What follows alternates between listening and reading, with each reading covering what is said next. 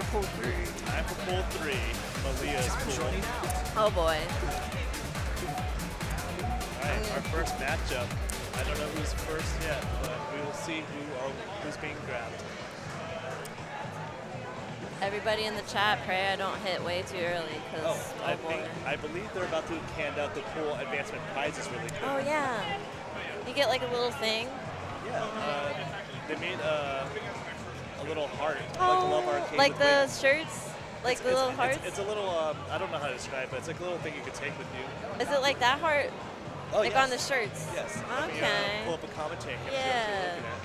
So on my shirt, there's these hearts, like the life hearts with the little wings. They created some. That was cute. Oh man, I want one. Man, I'm gonna have to try really hard. And again, looking at the bracket, we have S3K and RC1 who are drawing right now to play first. And again, the level ranges on this are 20 to 23.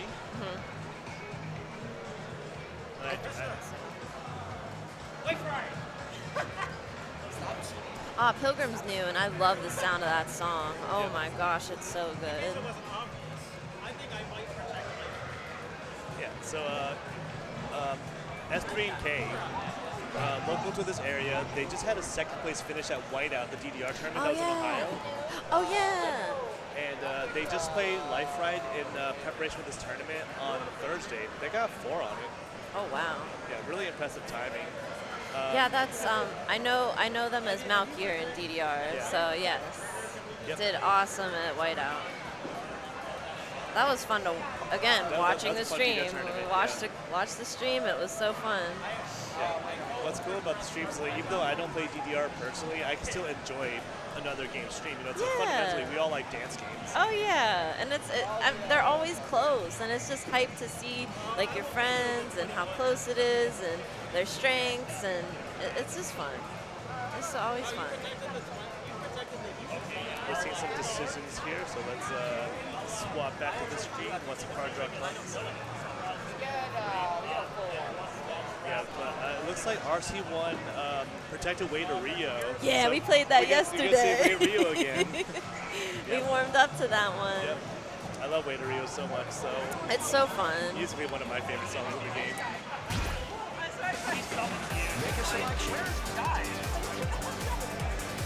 Yeah, and depending on who wins, that's who I card draw with. I should pay attention. And then right here we have Jai. Yeah, Jai. We were hanging out last night. It's cool to see Jai.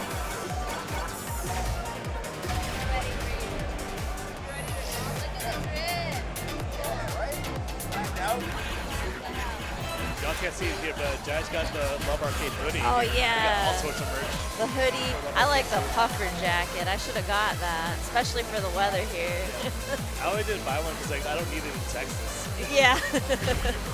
Alright, let's look at definition of Bad Boys to be the choice of warm-up. Pretty chill song. We saw this one yesterday in the lower full round of People's Clash yesterday. Oh, yeah. That was in the full, yeah. I love the sound of this song, too. And if one of the developers of the game, Lightning, is in the chat, yeah. get a little Easter egg of Lightning's persona in the background. Yeah.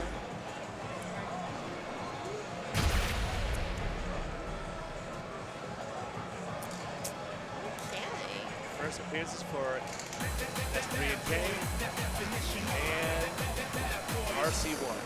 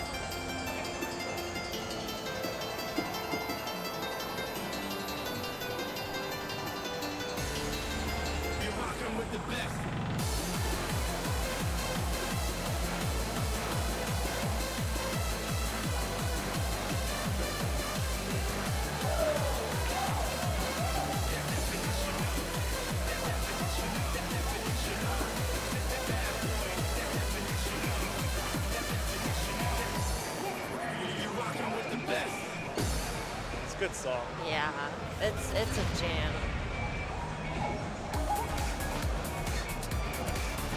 Yeah, they did stay tied a long time. And wow, they both had 9 perfects.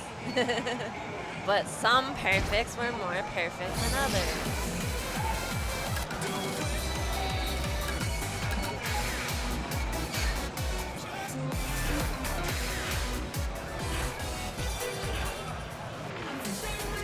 Life Ride. Song number 1, Life Ride. All here, Protect. Very comfortable with the chart as we highlighted before the match started. I'm gonna be transparent. I don't really remember this one.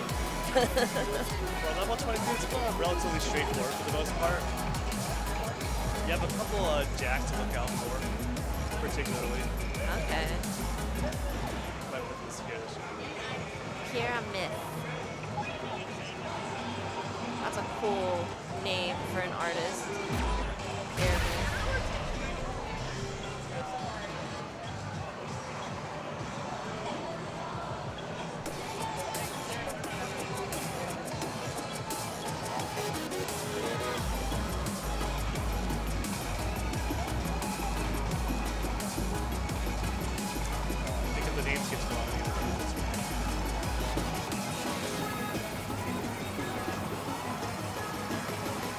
Is there not mirror in SMX? Nope, there's no mirror. Oh.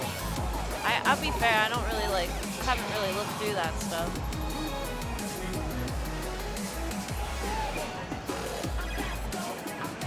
Okay.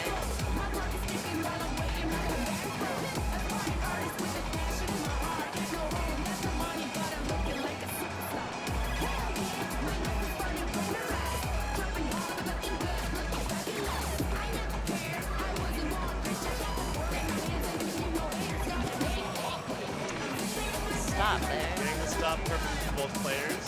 Those guidelines really help for stops. Makes sight reading a lot easier for players who are not SMX mains.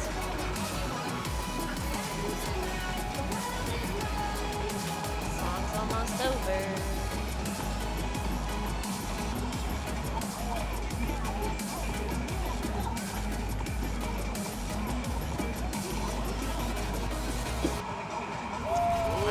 X-Star by Valkyrie. Nice. 6 and 7. Oh my gosh. And one of those was just really late on RC's side there. Oh, with one perfect difference.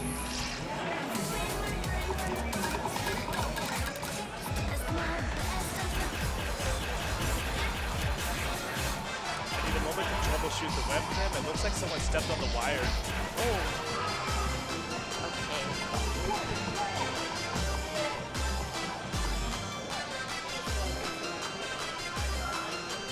Well, now y'all are stuck with me. Oh yeah, way to Rio. Let's go. Song makes me think of like Miami, even though it's Rio. I don't know. This will be a nice chill one. This will definitely be who has the better timing.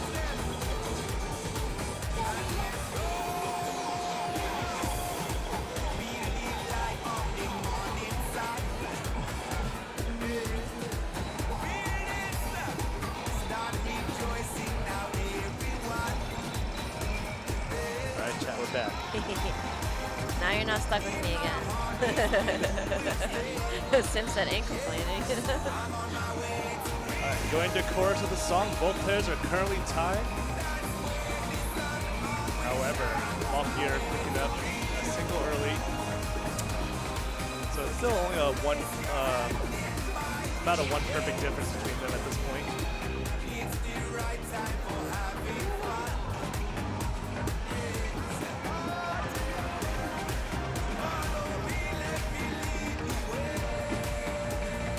Okay. Now Kier got it back here. Maybe leads going to the second chorus of the song. the rhythms going to the chorus too is a little tricky. Starting off on the offbeat instead of like the down or upbeat. That definitely checked me yesterday.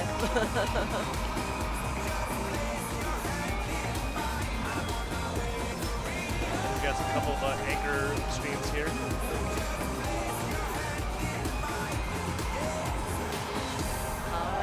Malkier with a pretty strong showing on that one. Very nice. All right, I'm gonna have to card draw stuff. All right, good luck on your match, Leah. Thank you for joining. Oh, yeah, and RC had only 2 perfects. Oh wow, with the miss. That always happens. Very costly miss there. Well, it was fun talking to y'all. Yeah, I'm gonna do my stuff now. So keep watching. It's all gonna be great. And then coming up next, we have Jai versus Cydia. And I might be handing this back to my original commentators as well. Let's see if they want to get back on.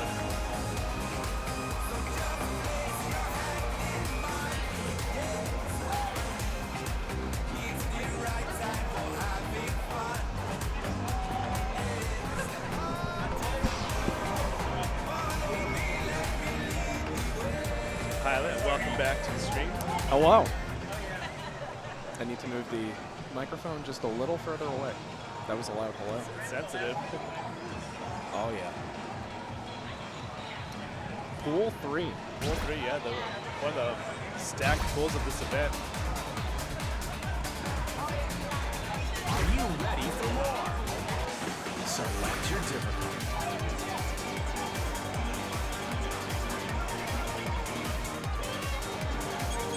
All right, oh, the card draws up. Oh. All right. So we get a Jai Pi, Othello Pi, and Cydia Photography, our esteemed photographer at this event.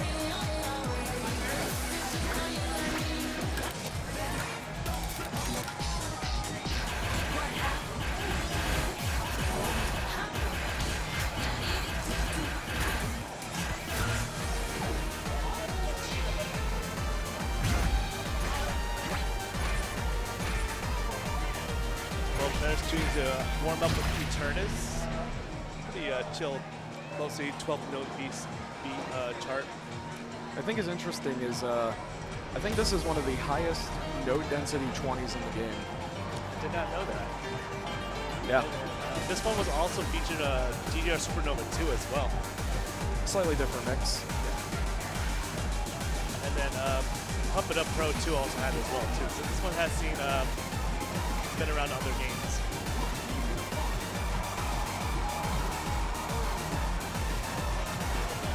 I think Cydia is one of the only players I know that uses the infinite note skin. It's not one I'm used to seeing in gameplay. Yeah. Jai Pi also opting for a note skin other than Vivid. It feels vanishingly rare to see other choices at the very high level. Wait till y'all see Water Sounds play. Water Sounds plays on Neon, and Hins plays on Retro. It's very funny that we can kind of depict who's playing by their mod set on the game.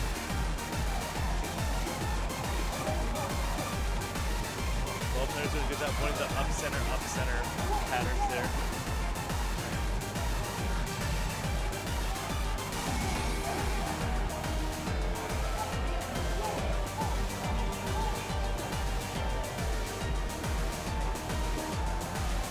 Yeah, so this should be a really interesting match. Jai Pi has a lot of history playing this game. He has gotten more back into the swing of things recently. He has a lot of very impressive personal bests dating to the very beginning of the game. Yeah, back in like 2016, 2017 even. Yeah, really, really good scores, especially in like 2018, you know. And Cydia, they play not as much, I feel, in comparison these days, but they used to be very, very active in the SMX community in general. Very active in the community, very well known, and definitely capable of playing at a very high level. So. And then in addition to StepManiaX, Cydia also dabbles in Sound Voltec as well, in both like an EO, TO position and as a player. And then Jai, back in the day, was one of the strongest no-bore ITG players.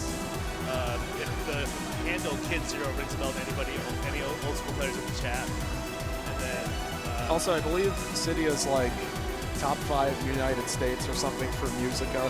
Wow, that's such a present. It's always fun to see the different skills coming over to SMX. This is the most Musica representation you'll ever see on an SMX broadcast. We got a top player on the camera and a cabinet in the corner. Yeah. All right, but game 1, Cydia's Protect, Call of Wilderness.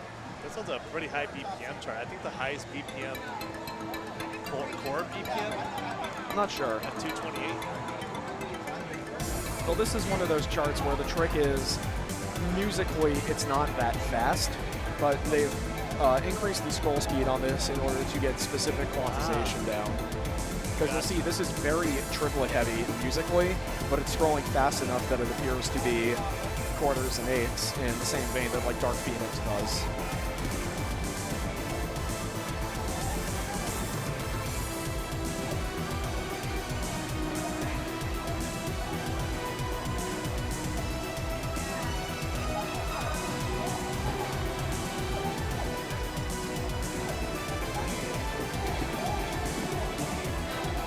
There's not much in the way of tricks, not much in the way of nonsense here. So long as you're following the pattern, you're not going to hit any of these mines. Looks like both players are pretty familiar with that chart in that regard.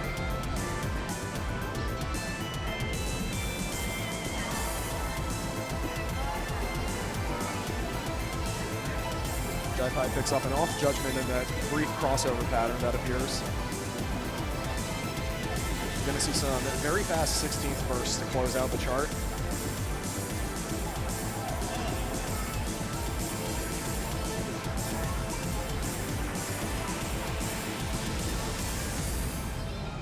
Pretty close, but Jai closes that one out by about 1,000 points, even with the off judgment.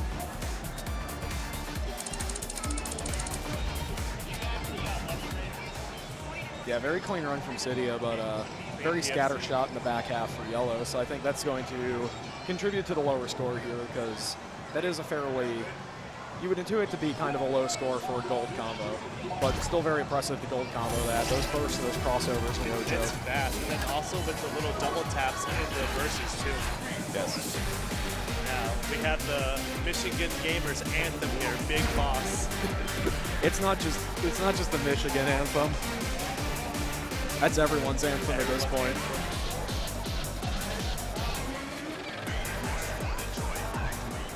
We go big for Big Boss. We love Big Boss. All right, let's see who bosses up. Game 2.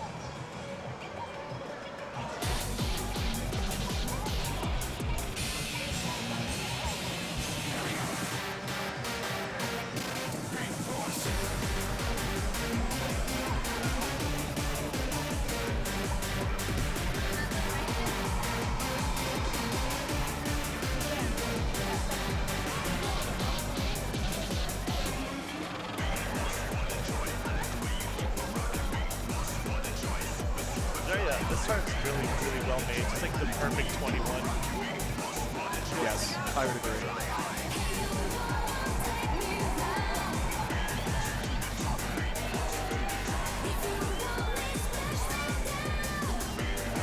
Very, very close coming into the Gallopy para section. The half play mark.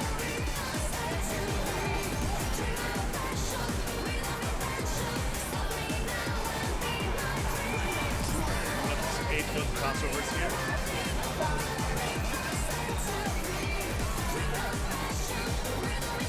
Oops, that was a full chart.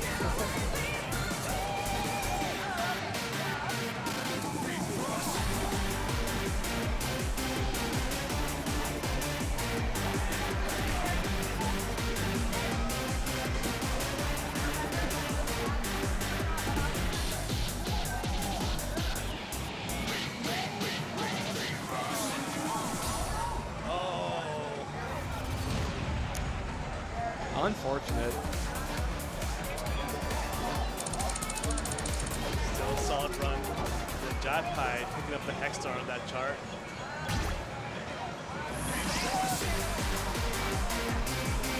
Jai advances play against Ori. And we still have more chances of Cydia playing.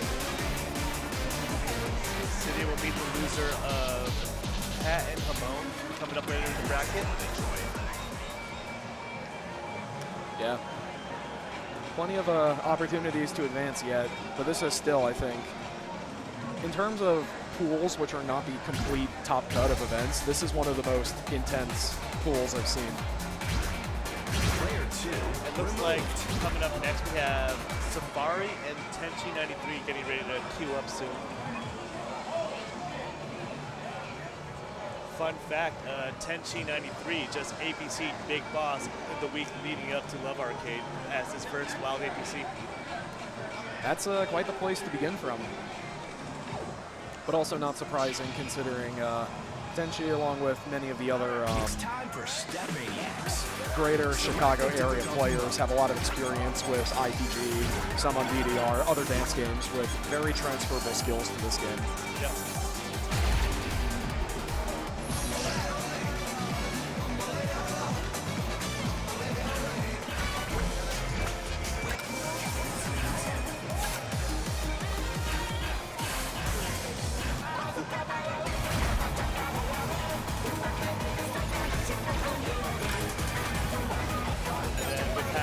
I Want Your By La Laca as a warm-up. This is the second time we've seen this as warm-up, and the previous round was warmed up with another Chicago player as well. So maybe they just really like I Want Your By La Laca in Chicago. La la la la la la la la la la la la la la. A little gradual speed up. I like the gradual speed up to lead into the song. It's a very nice touch to put in the game. While they're warming up, let's look at their set. Looks like we have Just Do It, protected by Safari. Step Up Amadeus, protected by Tenchi 93. And then rounding out the tiebreak will be Living in America. What do you think of this set? I feel like the choices of this set are driven by the vetoes here. I'm not surprised to see those immediately vetoed away. Yep. That seems I understand. Where did you go? That's one that could have potentially been protected if someone else was part of that card draw. I mean, it's a fairly straightforward set of protects. Just Do It is, I think, fairly straightforward for a 21. There's a little bit of minor details in how you execute it that gets a little more challenging, but the actual chart itself is not that difficult to follow, in my opinion. Step Up Amadeus also fairly straightforward for a 22.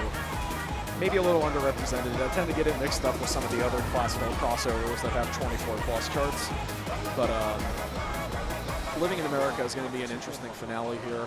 That's got some complex center panel patterns thrown in, some stamina demands. Are pretty tough on that, and then the chorus has some very simple, but if you're reading on high supposed to be foot switches in the choruses on the 8 notes. Yeah, plenty to be aware of, so it'll make for a very interesting tiebreaker if we get there.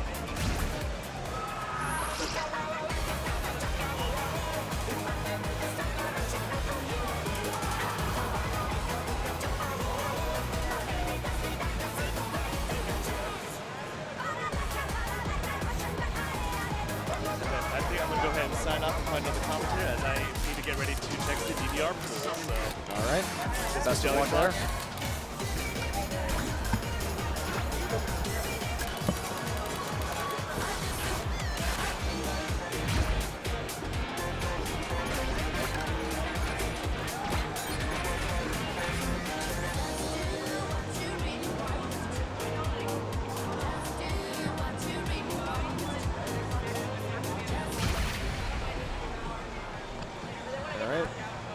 Right in time for game one.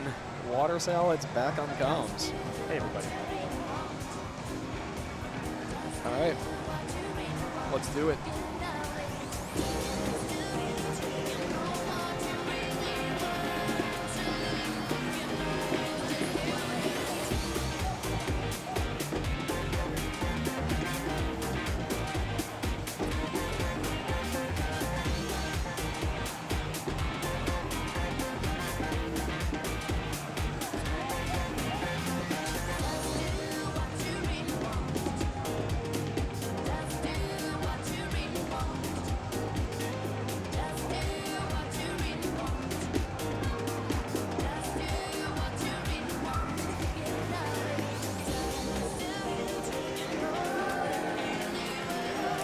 Approaching the halfway mark so far.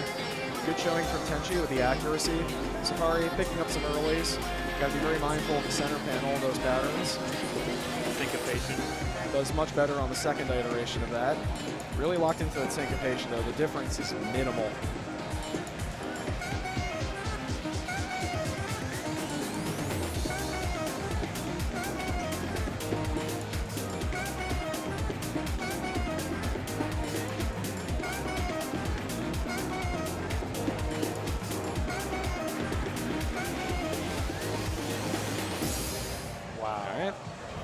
Less than 100 points. Yeah, very close game, but very good on Tenchi for doing that completely clean. It was definitely those two earlies in the beginning that made a huge difference in overall performance. But Safari has still got time to strike back.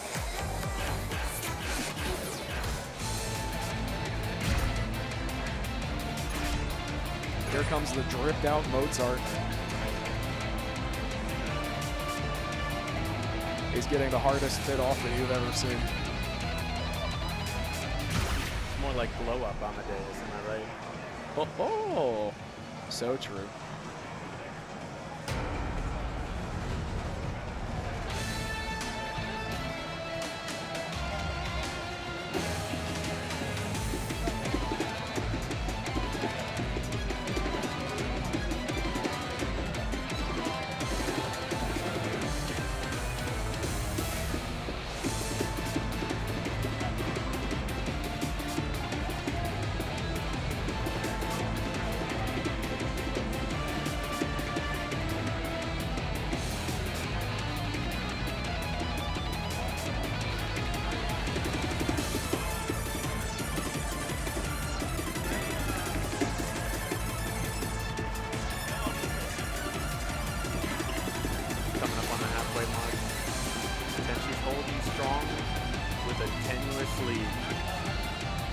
Both players seem very comfortable with that triple pattern over and over. Safari dropping an off note in the run there. Still pretty close though, well within margin of error. Plenty of song left.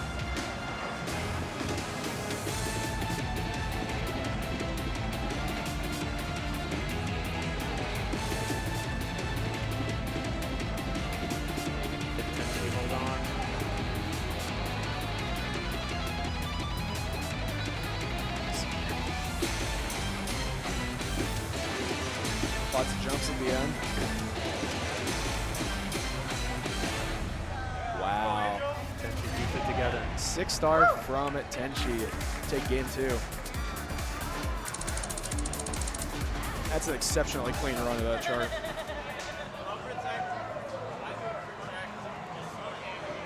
Is that right?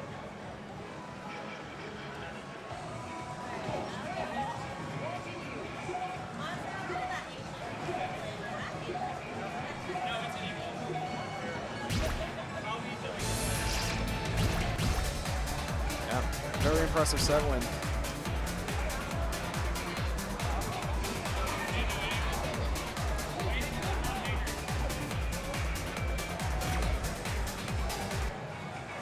Oh yeah, here we go.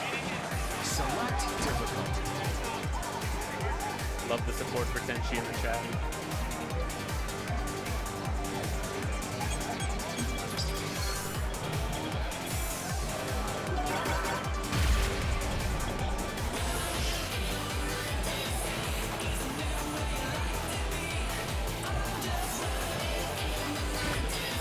We are bopping along.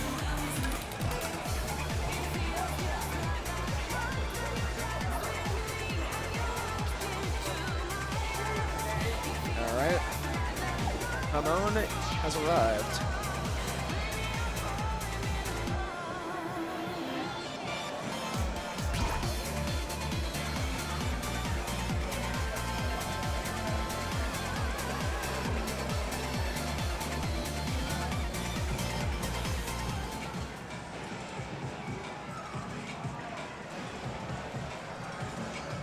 All right, so looking at the card draw, Hamon has gone for a Temple of Boom. I'm not surprised to see that, given she has a proclivity for playing stamina-oriented content in other dance games. That's a very natural fit for a pick there. Pat going for Cartoon Heroes, real DDR classic. Love to see it in that game. Tiebreaker Esperanza, so that'll make for a very interesting game for it.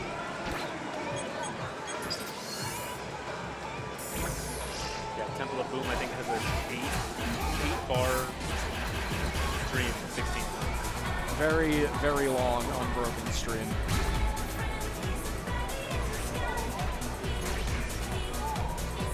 It's even more fun on full. Oh, yes.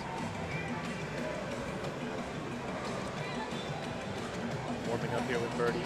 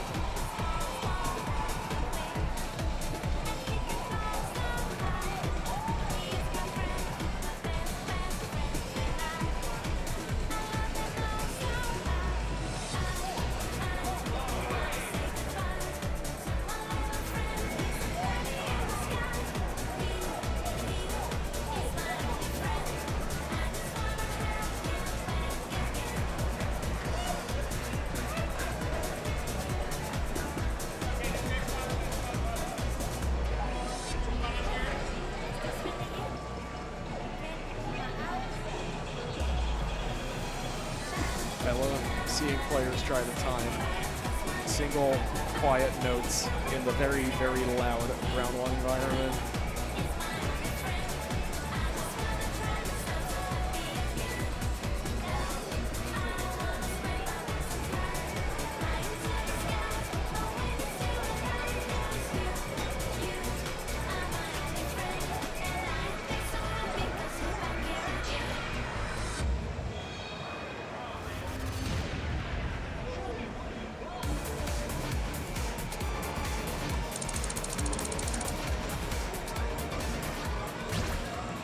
Let's get into song one.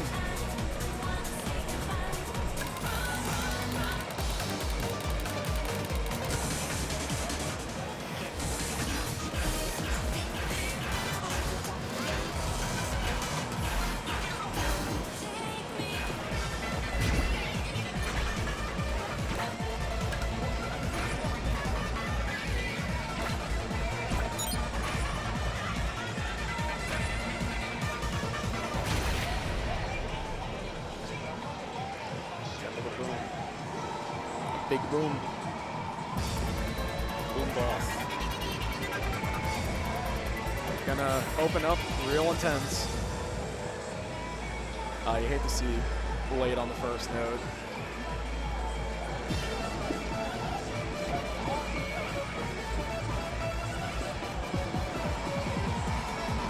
We talked a little bit about the stream included in this, but it's also worth noting the very fast bursts strewn throughout the song, in addition to the rest of it being very heavily syncopated.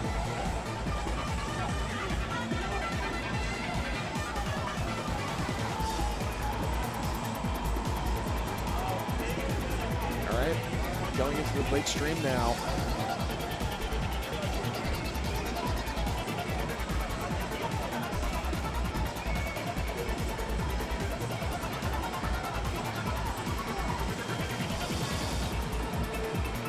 Relatively clean for both players. The razor thin margin here. Pat's holding on.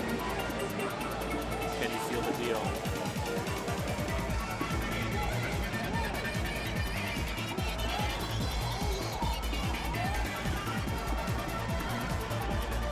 That's a really tight margin.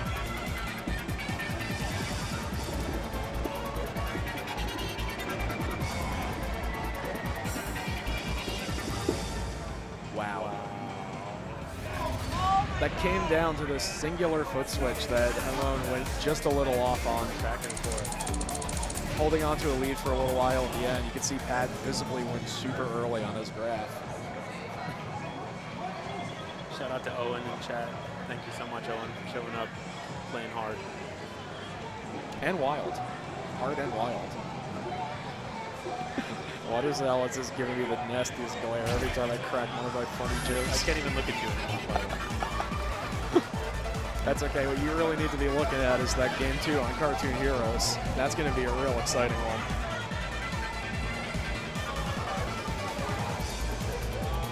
Cartoon Heroes is a difficult chart. That's very challenging for a 21. Don't sleep on Cartoon Heroes.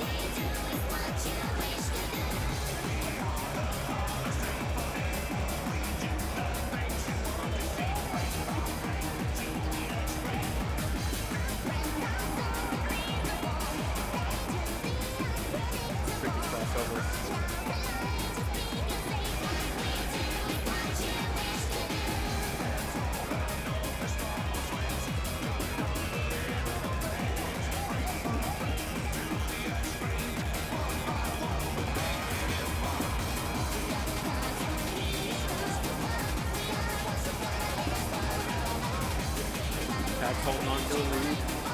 Very close.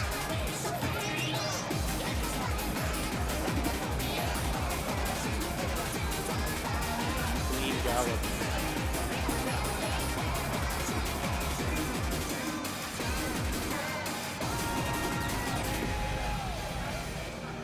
Holds on. Yeah, very clean full combo from Pat. Slowly advancing through the pool.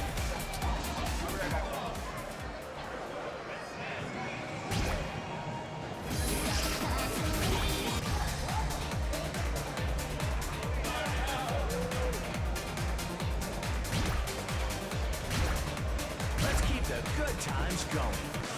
Please make a selection. All right.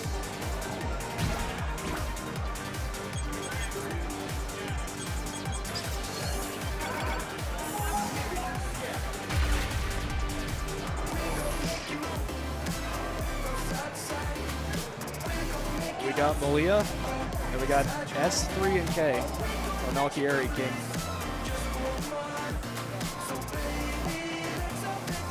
I'm not certain what that is indicative of, but I'm just assuming it is Sonic 3 and Knuckles, my favorite Sega Genesis game. Is that the one that has like you could stack a cartridge on top? Oh yes, using that advanced lock-on technology.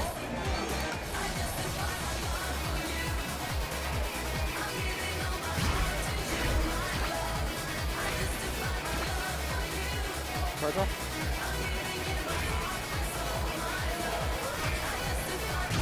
All right, gonna get a little warm-up going.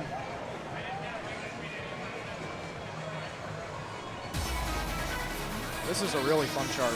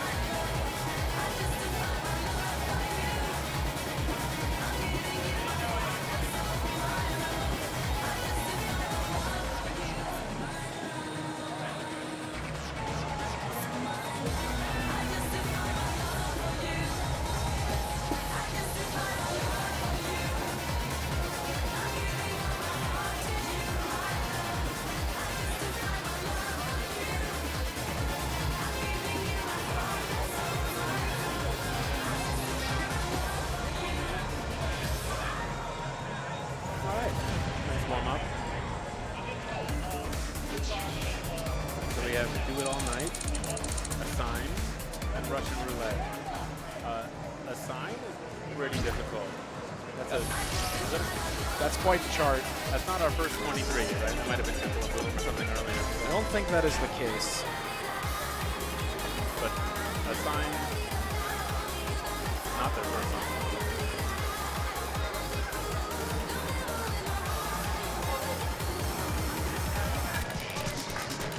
No, our first 23 was Temple of Boom. Okay. Russian Roulette's almost a 23, in my opinion. It's a difficult. That's a very challenging chart. Yeah, this is going to open up with a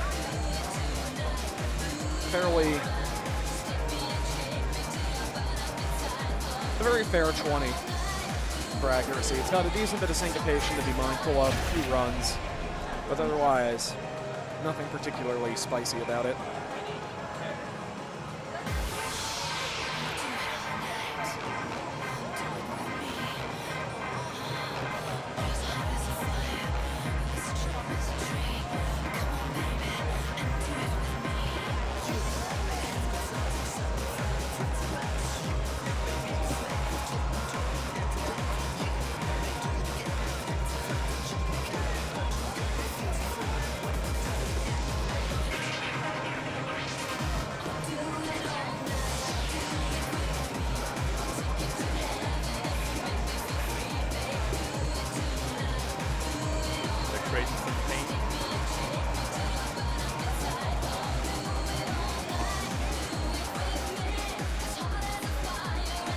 Both players handling the varying syncopation throughout this chart fairly well. Malia rushing in places, currently behind in point total, but definitely well within range to take it back if any mistakes are made. She can stay strong. It's flickering. It is so close.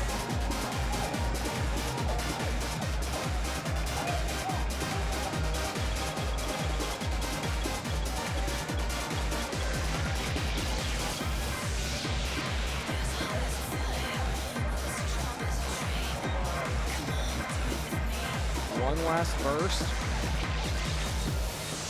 I thought that ended with a burst, but it must be the full chart. Oh, close. All right, 200-point difference.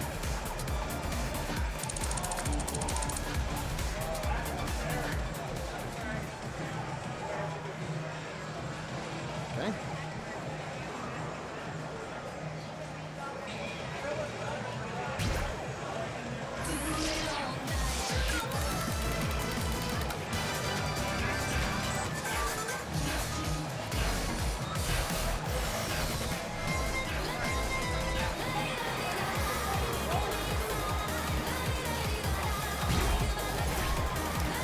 Yeah, this is Melchior's Protect.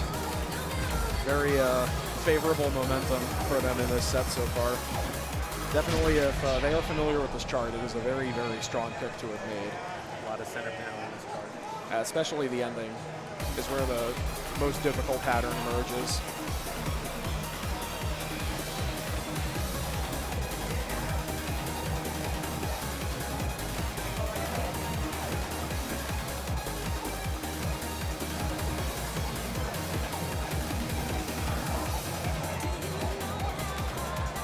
Picks up an errant off judgment, though.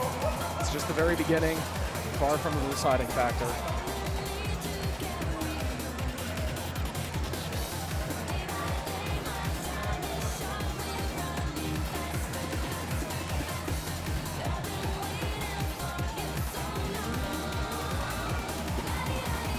Some clean form on both sides.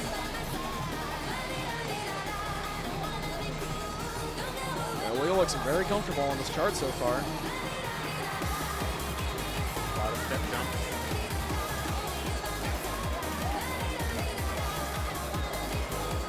Melchior bleeds a couple of misses, but the real decider is coming up now. You really have to twist to hit that center panel pattern. Lift your foot up real high.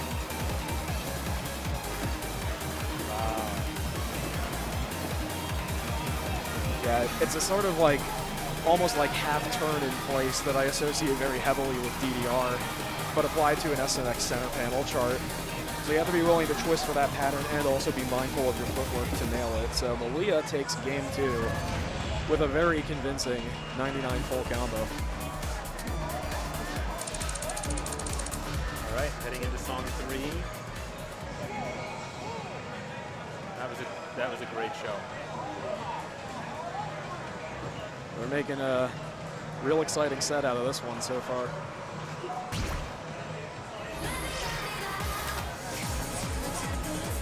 Based on how well she handled that difficult chart, I feel like I would give the advantage in Russian Roulette to Malia. Russian Roulette's a very difficult, fast-paced chart.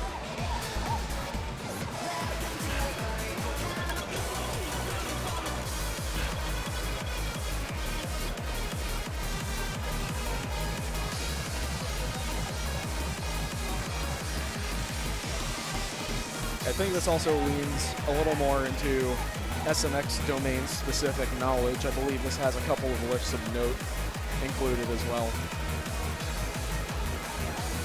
And Malia's getting the stretch in.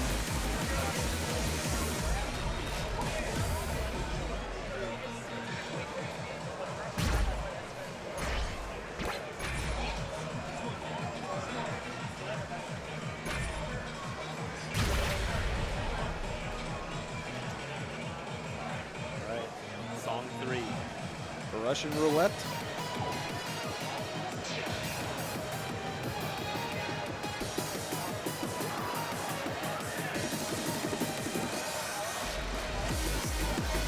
Pulls no punches with those opening runs.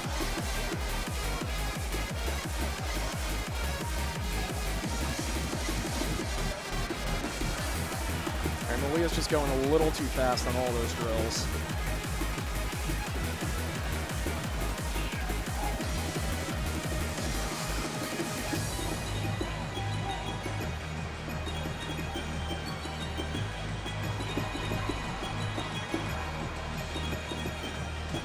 Ooh, that's rough. Malkier pulls ahead. Still about half the chart left, though. Far from over.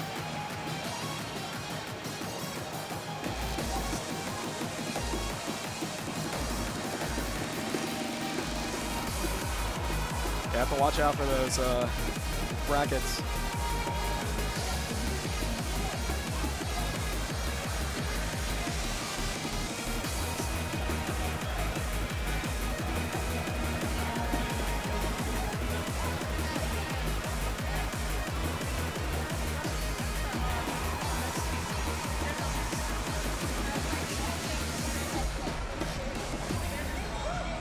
Malkier.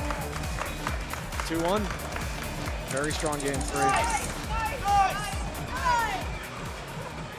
Malia did a nice job. A lot of nices. Can we get a nice in the chat?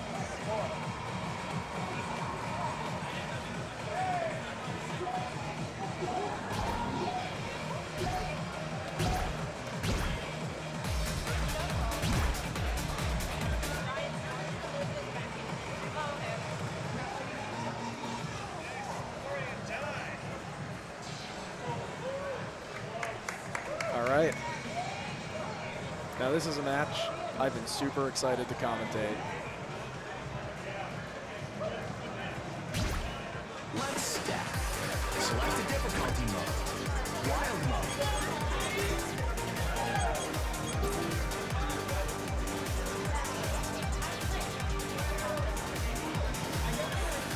Yo, come on!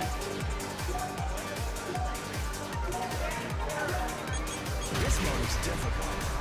Pick a song. Take it to the max. All right, so for those of you who are not familiar, Smori, 10 years old, no bar player, and a score history potent enough to go straight into pool 3. This is his tournament debut for SMX.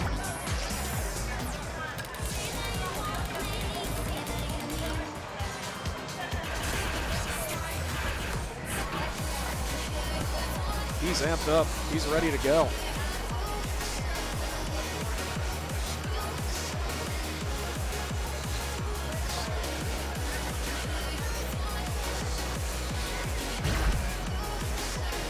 We've got quite the crowd looking on as well. I think they're going to be pleasantly surprised.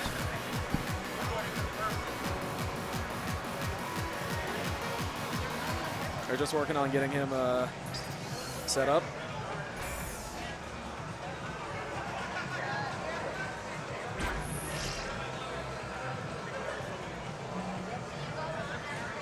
I often forget that I have to scan into a new machine. Well, in Smori's case, I believe he is typically just playing on the home cabinet. His father, Rugard, who's also in the tournament. There is no need to scan on other machines or know the particulars of that system. All right, so But here we now, are. you get the chance to learn, play on the deluxe cabinet, shows what he's got. This will be their warm-up song.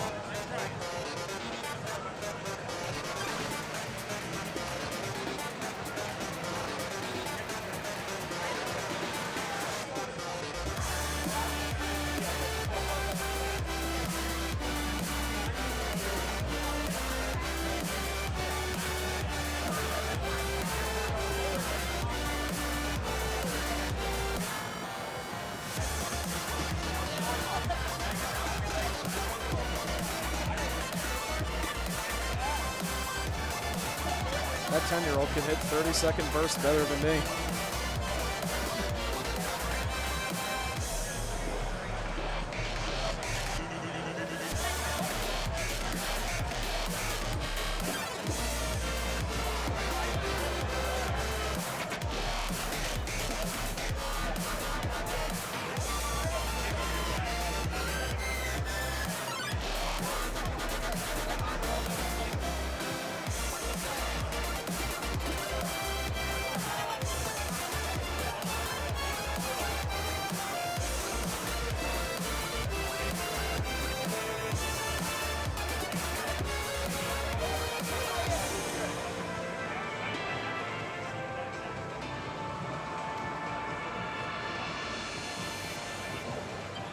That's a pretty good warm-up.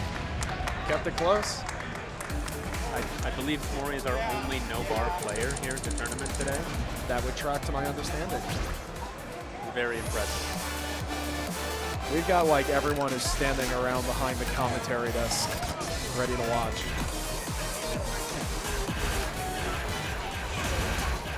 So, we talked a lot about Smori, knowing that he's new to the competitive scene, very up-and-coming player, very young, very talented for no bar already at the stage. Talk a little bit about Jaipai here, very storied, experienced player who's been in this dance game community for a very long time. More now getting back into the swing of things with SMX again. We had mentioned earlier he has very good personal best dating back very far. He's getting back into the swing of things. It's going to make for a very interesting match here. We're going to start with Silence. I think one of the harder 22s in the game. Certainly some 16 strings. It's also got a decent bit of center panel and some very unintuitive like roll tech to read. I'll have to watch their form. Smori, in addition, very regularly plays through everything in the game in a quick shot to maintain the weekly ranking. So he's got really good chart knowledge too. So we just need to see if he can take all that experience and that incredible youthful ability and apply it on the stage here.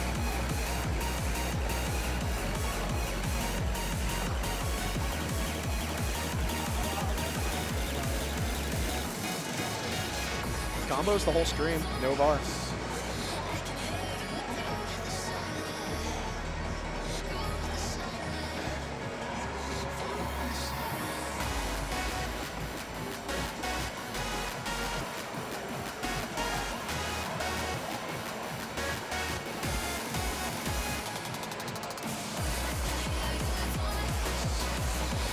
Not over yet.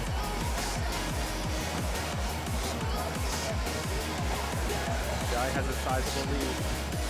Smori is very expertly navigating this section. Very twisty, very difficult to read with the roll used to hide the two notes in a row.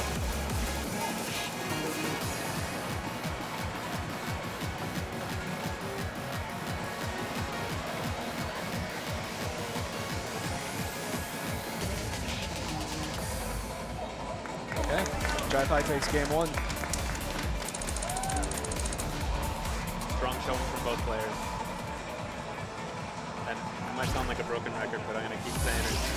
If you're just watching us, just tuning in, an easy way to figure out who's in the lead is if you watch the score in the very top of the screen.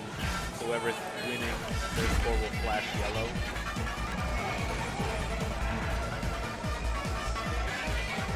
All right, now we're going into song 2, which is S'more's pick. Temple of Boom. We saw it just 10 or 15 minutes ago. Got a long stream, some technical center panel patterns.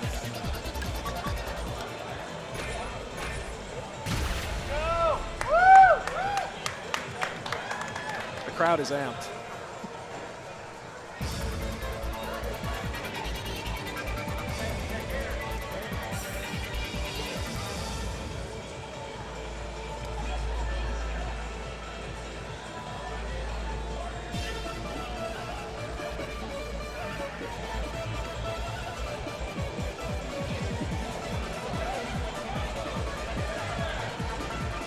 Opting to play no bar.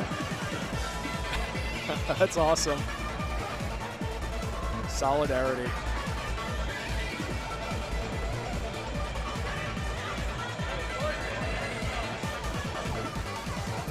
This screen should be interesting. Here we go.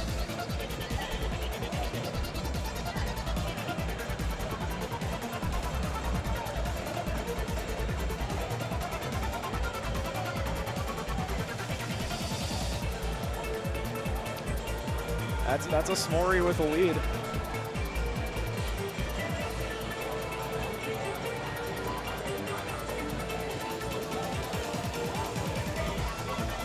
I'm invested like a Roth IRA, good lord.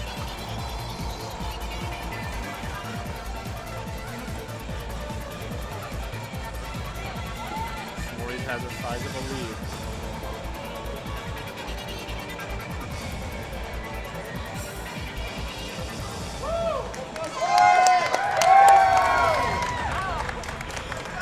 This crowd is so loud, I can hear the microphone feedback and my headset clipping.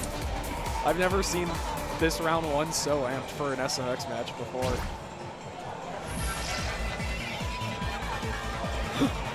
The Paranoia Boy vouch in chat. Let's go, S'more. That's a big blessing.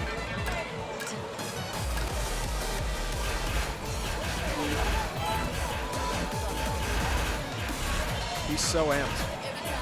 Staying warm.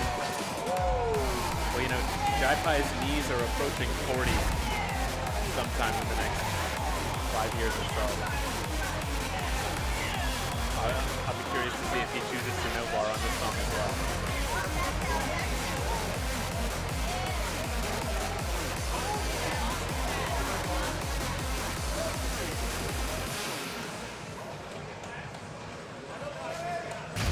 That's most of us here. All right, game 3 on Where Did You Go?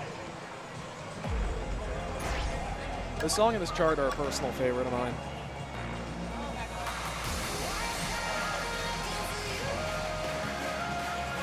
All right, Jai-Pai goes a little late right off the bat, and I think that may be because right at the very beginning, there is a mine that goes up right against the left arrow. So from the very neutral position, you could easily hit that if you're not paying attention. It may have been from switching in place, but he's going to take the lead coming out of the intro. So close, though. Very close.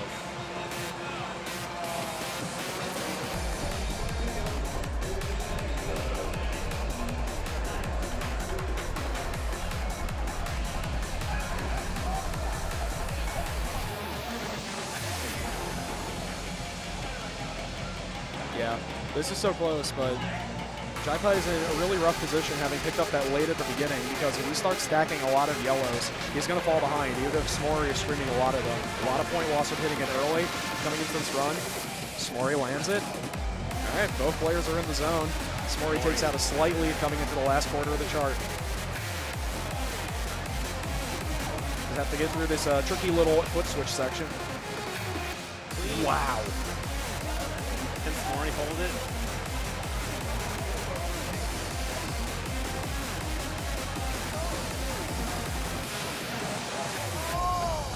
Oh! 11 points. 11 points.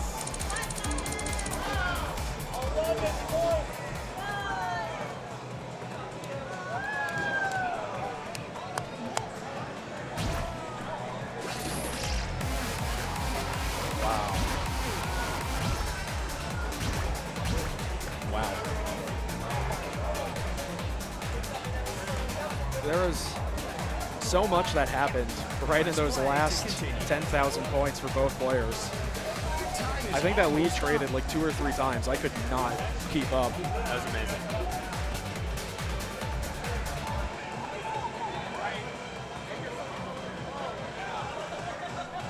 Okay, let's go.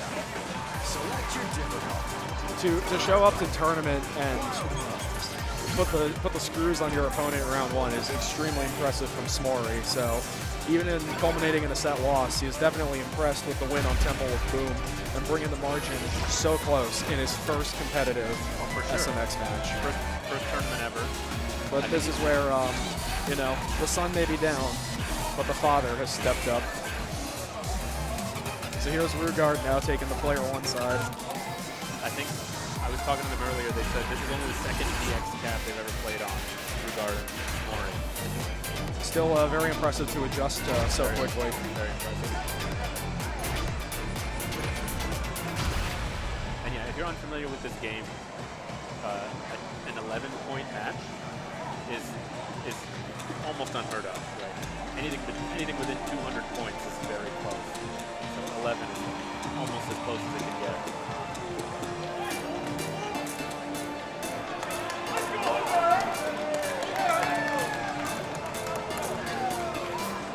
We've got a crowd building for SMX, especially with Crab Rave on deck. Very popular with the casual players. And DDR just having some also nail-bitingly close matches, getting all the DDR players and observers super excited. So really intense energy in the middle of SMX Pool 3 right now.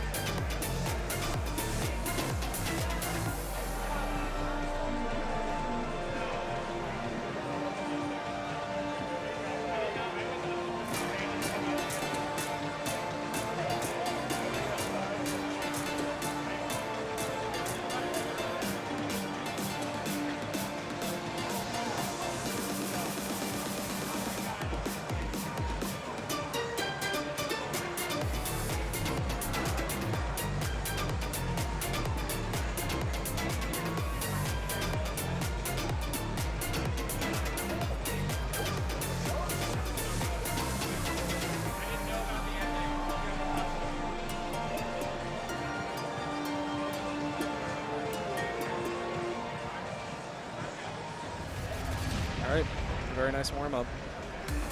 It's going to be very interesting to see Tenchi. I admitted before on commentary, up and coming from the greater Chicago area, really has been putting in some seriously good scores as of late, and demonstrating it so far with his first win in the pool against Safari earlier on. Now he's going to go up against Rugard, also making his SMX tournament debut here with his son, Smori. I know Rugard has talked a lot online and in the SMX community about his habits and training for marathon running. So a lot of very disciplined, very structured approach to things. I think he's definitely got the knowledge and the wherewithal to power through some really hard stuff. So we'll see how he does against Ridamino, very techie 23.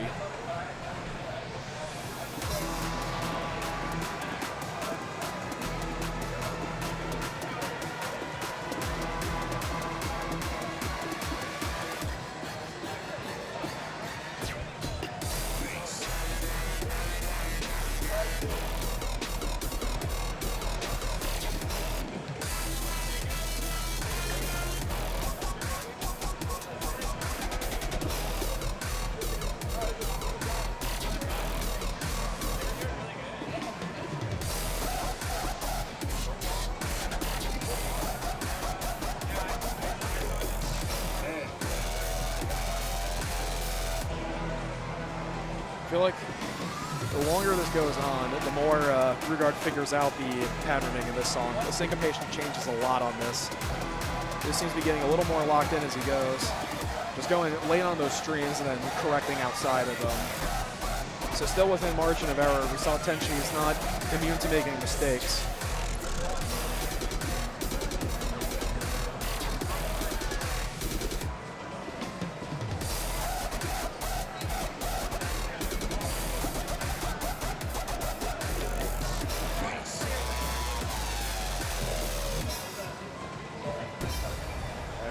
Tenchi holds strong.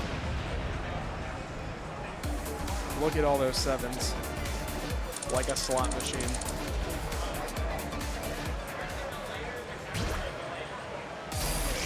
I did also hear that Rugard and Mori have family at home watching on the live stream.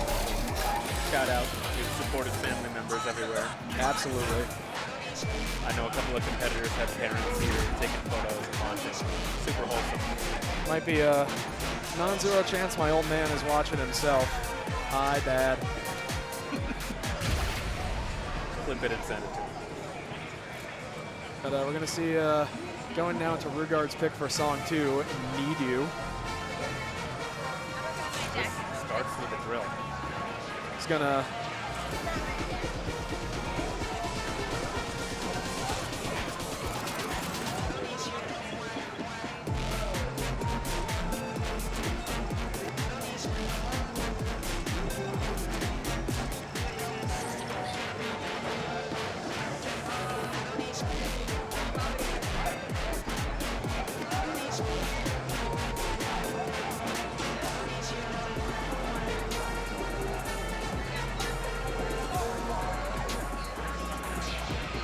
up on another run.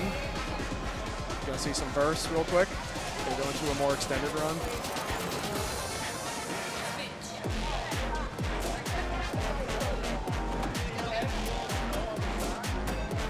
All right, still very close. The lead is flickering. Rugard can just tighten up a little more. He's got this.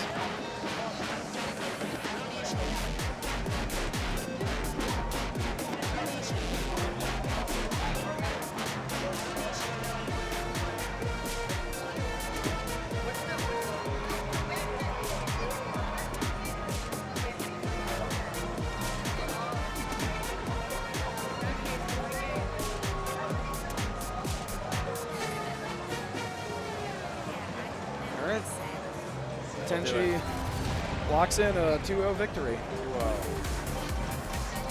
Pretty close. Yeah. I don't think we've had a single blowout match in a sense. So Rugard goes to loser's bracket. And actually, if we take a look at the bracket real quick, we can see Oh boy. that there's a chance that father and son play each other. Oh my. If Rugard beats RC1, Oh Mori my. beats Cheesecake, we may see a family rivalry happening in the loser's bracket. Stay tuned. Woo. Who's coming? I'm hoping. I think it's Malia and Safari. Malia Safari.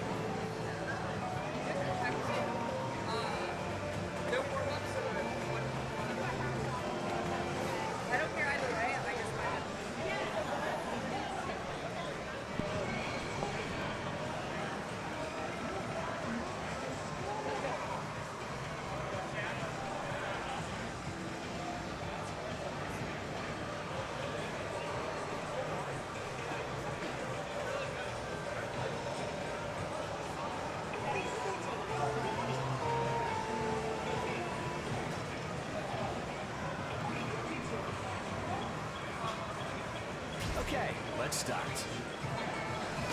Select player 2. Why?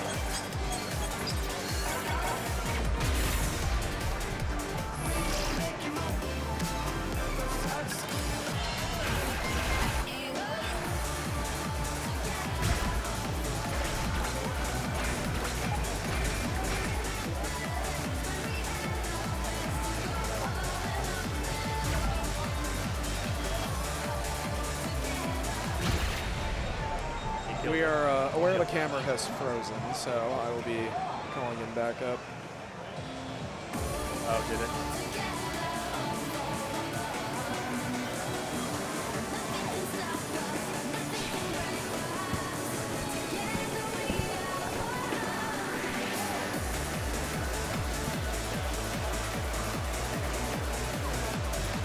while we work on that technical detail, while we warm up, let's talk a little bit Malia and Safari. Safari's had a very good tournament so far, having made it out of winner's side Pool 2. Going up now against Tenchi, lost to Tenchi, so now gets another shot at life playing against Malia. So strong run so far to come into this pool, a very challenging and very demanding pool from winner's side. And now to tread water here.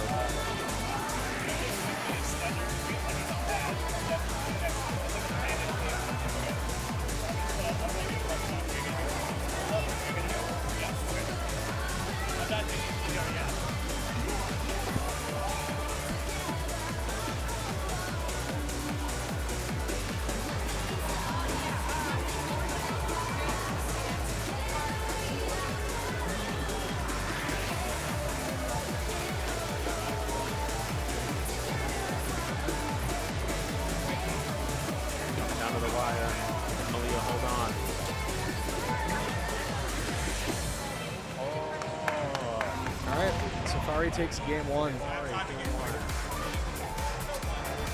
right, we're going to try and fix the camp here.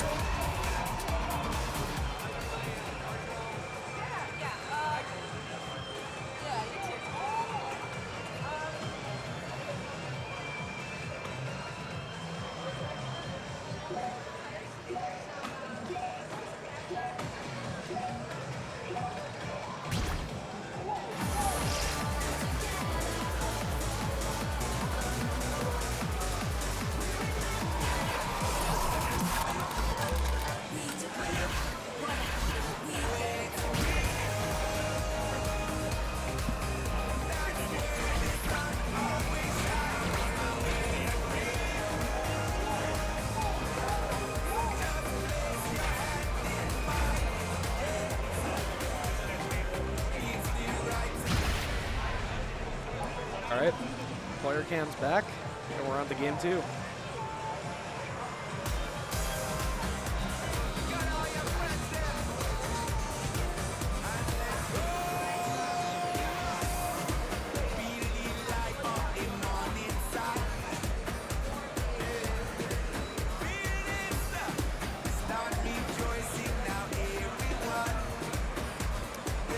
I feel like this is maybe the third time we've seen this today in tournaments so far. It's definitely shown up at least once before. It's a very straightforward 20. Great tune.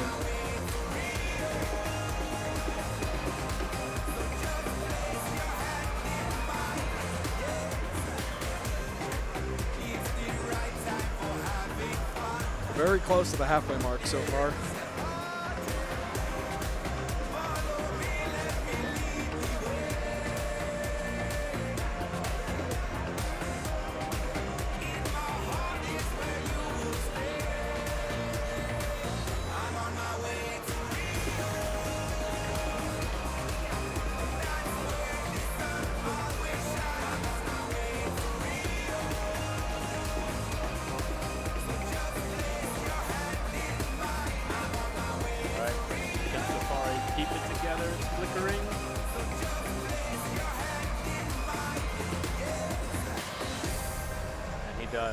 Safari takes it. Very close.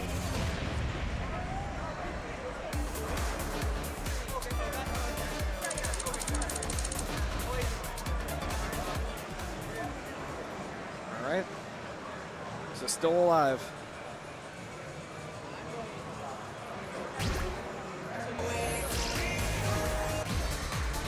We are going to make way for Amon and Cydia.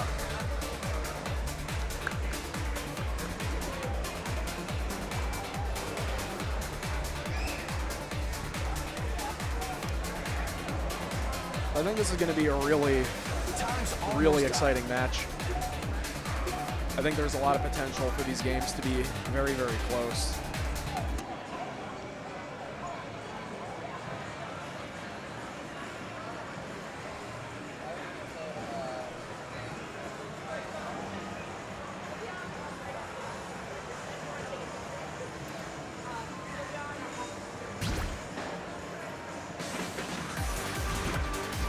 Major difficulty.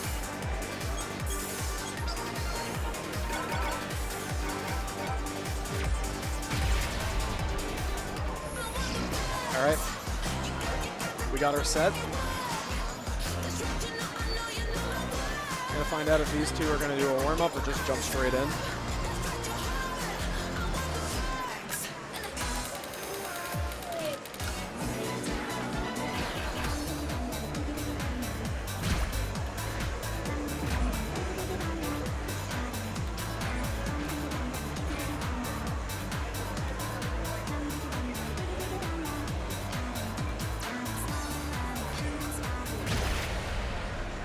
Quick ladybug warm up.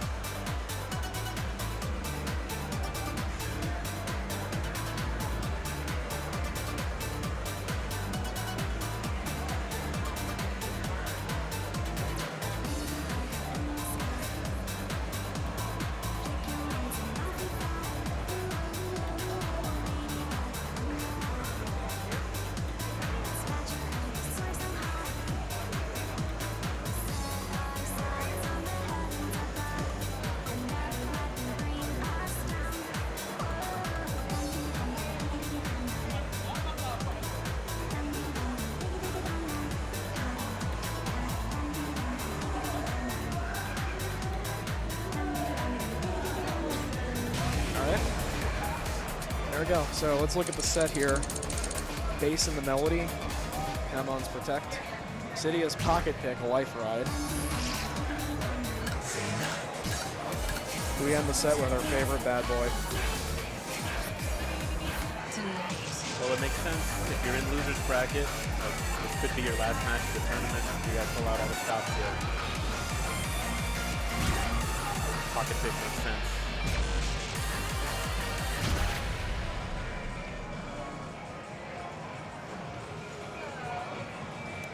All right, getting into game one now.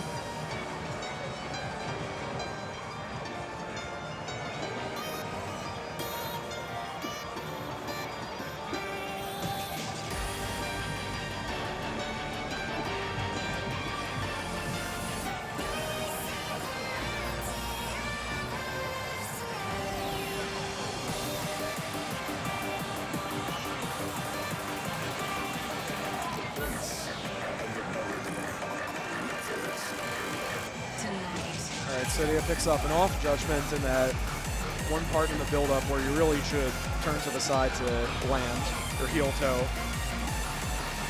In terms of raw speed, this is definitely on the gentler side for 22s, but there's a lot of crossover patterns and twists to account for. Just a little triplet run here and there. It's fast, not too fast. Definitely need to focus a lot more on the foot placement for this. Still very close. Very close. Just only one or so off judgments. Just a raw perfect battle. Amon just a slight lead coming now.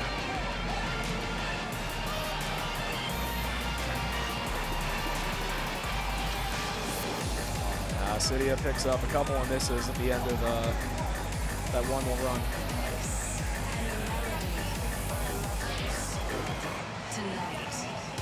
Yeah, those misses really gave Amon the lead there.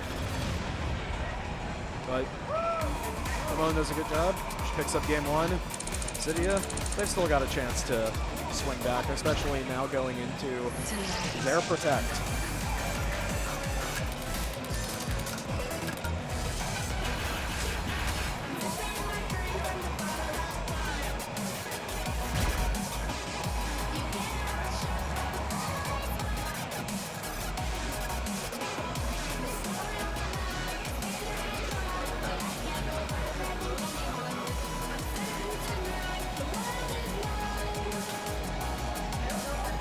Oh yeah. Shout out to Girlpocalypse. Ongoing women's remote tournament event. All right, Cydia's Protect Life Ride. I hope you like slow and streamy with a side of burst.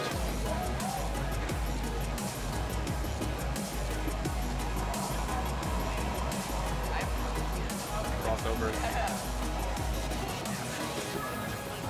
Sorry, I should have said slow and streamy with a twist.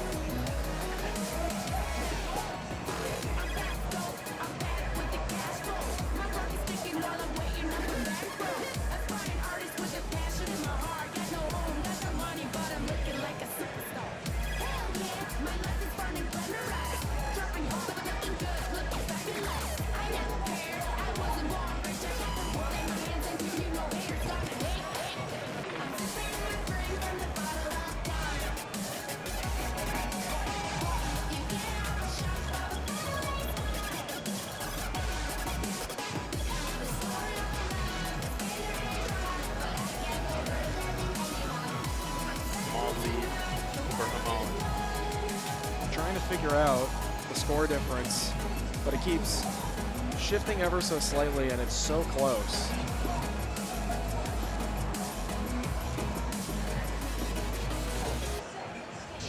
All right, Hamon takes game 2 in the set.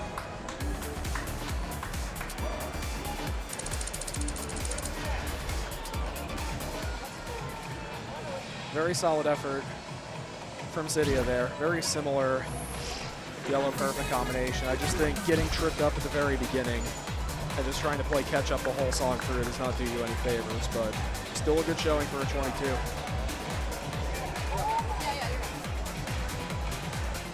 All right, next up, we have Rugard.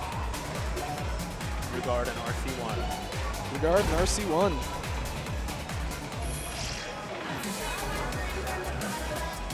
Are you sure you want to quit?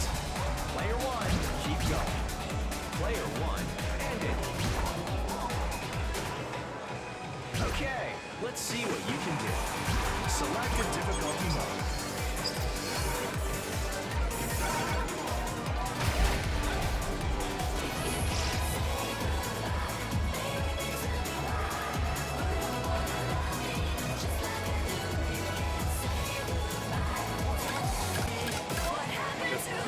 Check the bracket real quick. We are in losers bracket of 202.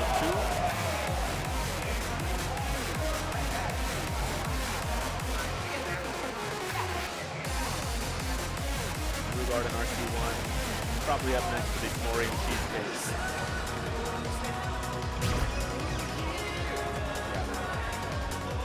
It's a very exciting pool. There's some serious potential for the most exciting possible set in this pool, if you ask me.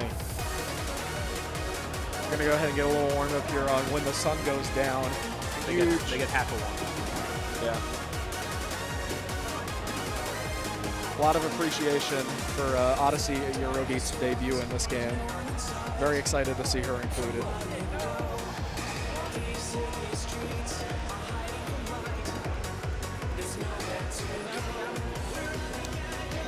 You can't see it because it's not in the same corner we've been pointing the camera at, but Smori is off camera just to the right of card draw, shadowing the father as well. It's a great way to stay warm. Reinforce a little chart knowledge.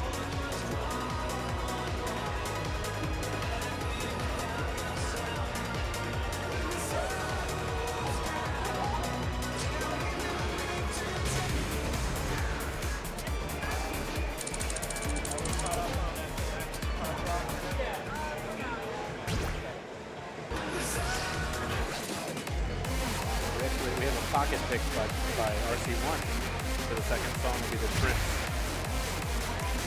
That's a very interesting angle for a pocket pick. It is, because it's not a very complicated chart. But if you don't know it, you don't know it. Yeah, very rhythmically different compared to other content in the game, so that's going to be interesting to see. But we are going to start out with Protect on, or not Protect, but yeah, Protect. Where did you go from Rugard? Yeah, it looks like and this is a little interesting. A couple of early missteps from RC1.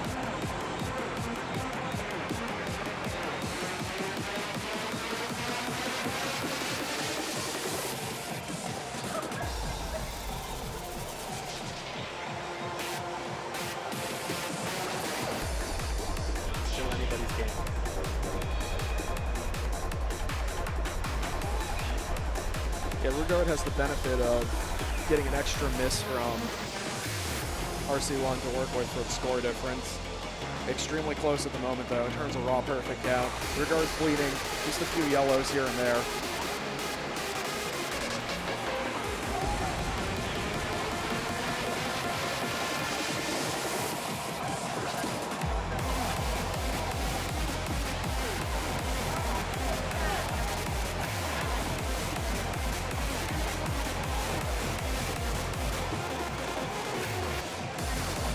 Picks up an early on that foot switch section. I think RC1's got it. We can just keep it together.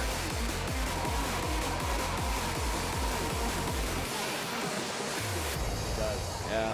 Rugard unfortunately drops that stream, and as a result, gives the game away. Song 1 to RC1.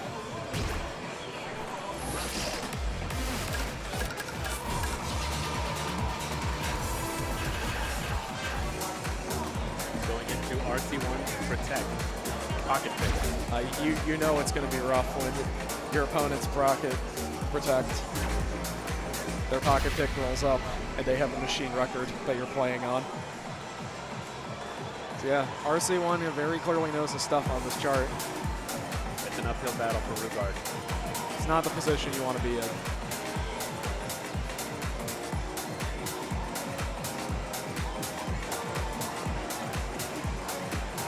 Yeah, it's a little swingy.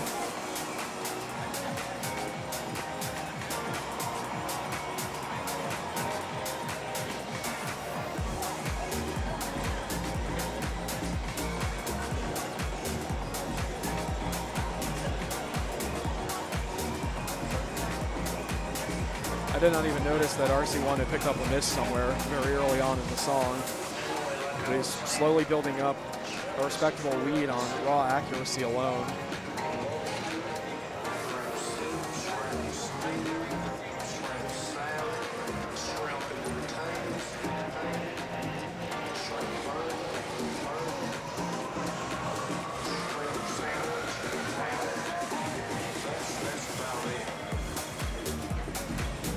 Yeah, now builds up a very strong lead out of that swing section.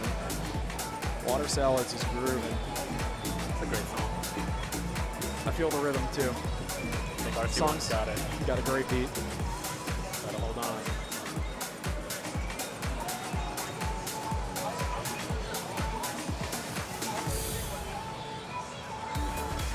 Yeah.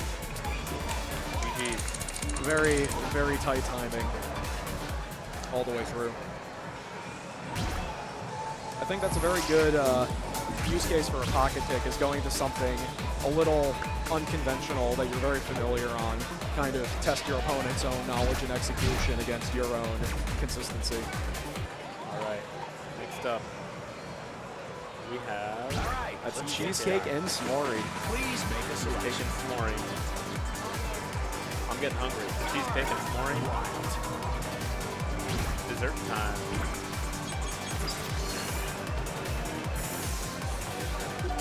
We got a full course here. Start with some shrimps, then with that s'more cheesecake. It's like an untimely trip to the Cheesecake Factory.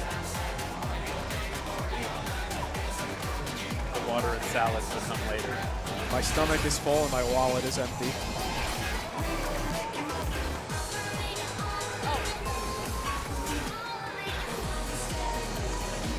All right. Cheesecake going for the protect on raw. Slow BPM, little varying syncopation, some runs at the back end. And s'more with the pocket pick on Zuzha. Shusha. In my mind, if I had to play Zuzha no bar, that would not be something I would pocket pick. That sounds very difficult. Well, let me tell you, that child can drill. He can drill all right. This drill will pierce the heavens.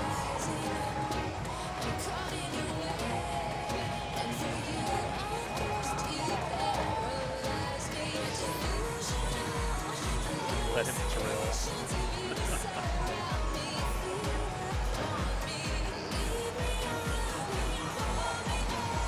Smori is allowed to pocket pick any chart he so well pleases. I would be thrilled to see him execute something at a high level here at our tournament.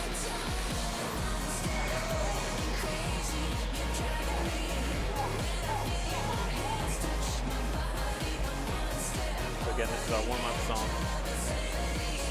You can see the score is flashing yellow on Cheesecake, indicating that she's ahead, but it doesn't matter for this song.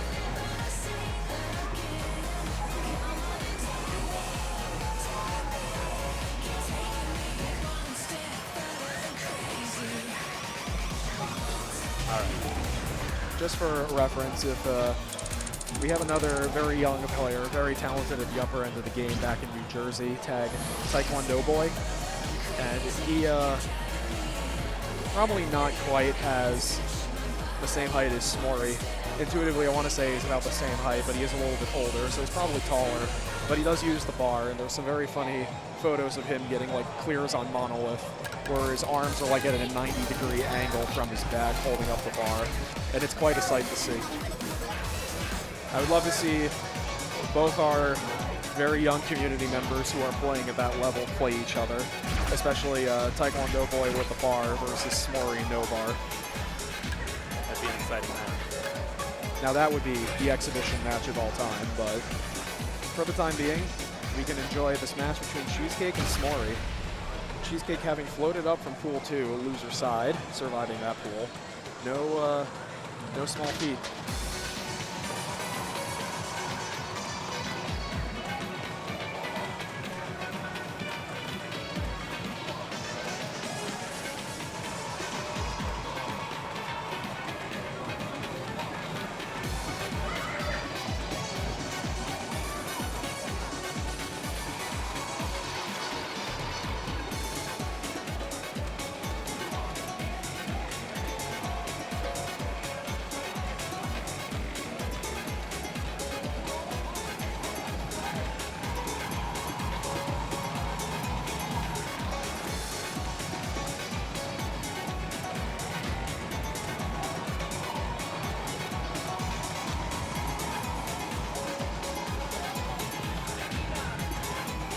Smori is trailing a little bit in score, but this is not surprising. We have known Cheesecake to be a very experienced, very demonstrably talented accuracy player on lower level content. And this is a fairly low BPM song, very straightforward for the time being, but the real deciding factor is going to come in these longer unbroken runs that populate the very end of this chart.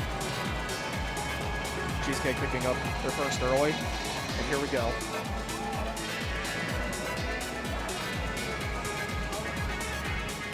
Very good chance to close the gap here.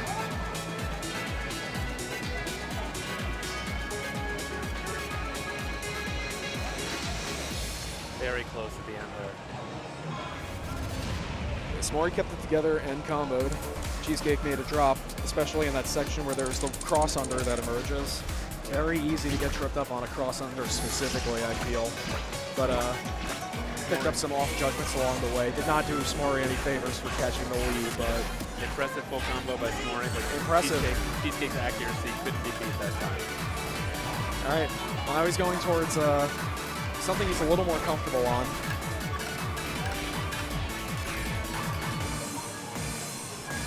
This is his pocket pick, meaning he pulled the name of this song out and said, I want this song right here. You wouldn't be pocket picking something if it were not familiar to you, so I do remember, I think he has a very strong performance on this in particular, so I'm excited to see what happens here. Game 2.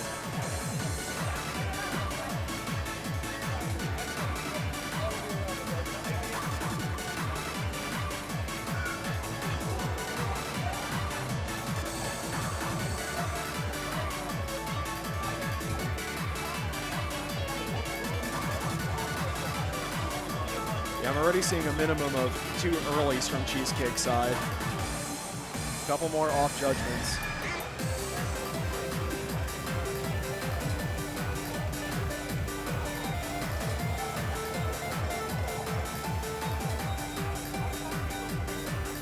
Cheesecake almost out of life.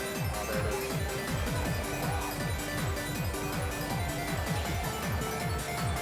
Smori has won, he doesn't have to keep playing. I think he's going to go for it anyway because he's having a lot of fun. And that's what matters.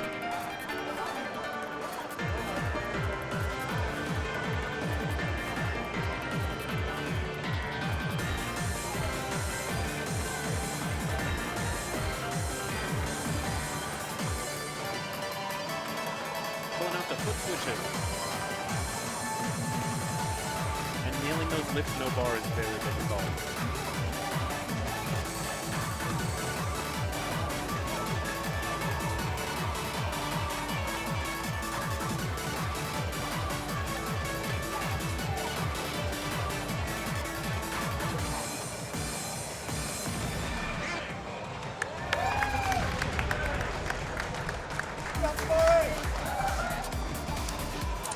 I am in awe.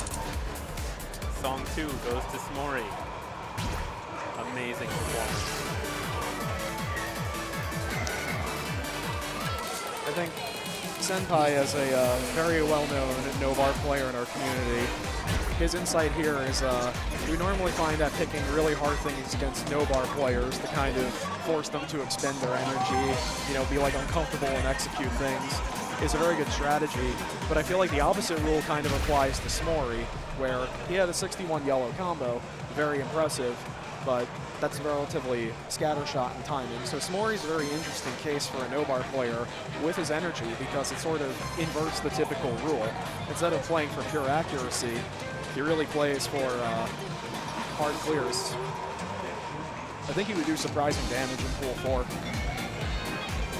We'll see how he does on, say what, another more slower, syncopated 21. Although looking like he's able to lock into the timing very well there, hitting that entire triplet stream.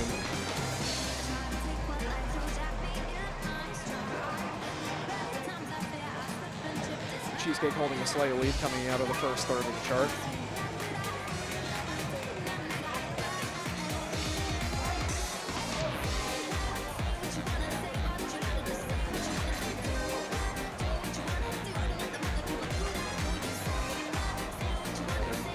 Cheesecake holding a lead, but there's some very interesting rhythms that could trip up anybody coming up here.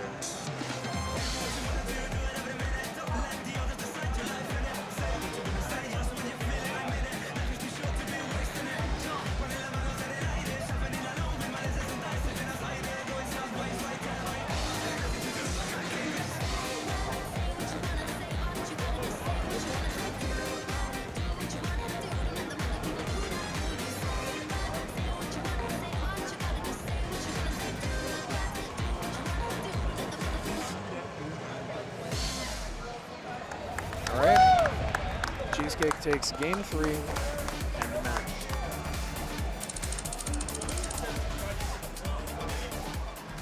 Still a strong showing from Smori, all things considered. Absolutely.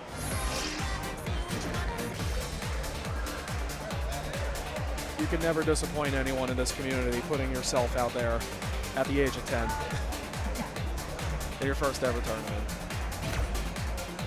Especially a community that desperately needs new energy, new blood. Absolutely. So, if you go back and watch these VODs, Smori, Rugard, Anyrun, and the rest of the family, no matter what the numbers may look like on screen, you did great. We appreciate you coming out. I can't wait to see you all at another event sometime soon.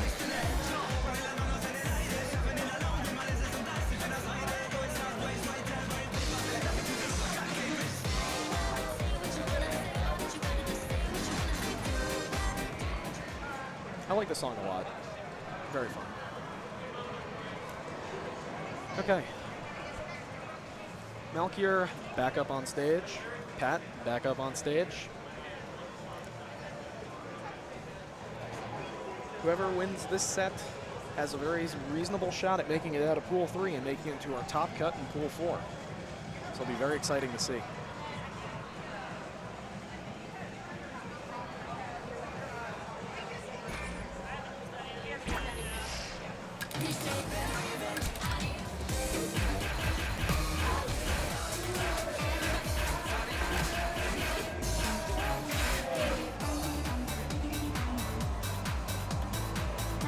out of pool 2 was Safari and Cheesecake, right? Correct. And they're both still in losers bracket. Holding on.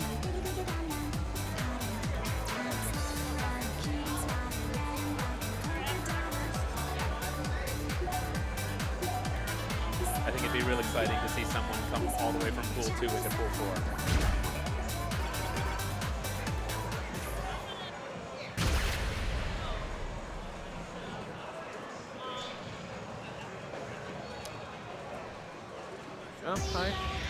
I believe in the dream. I believe in the dream.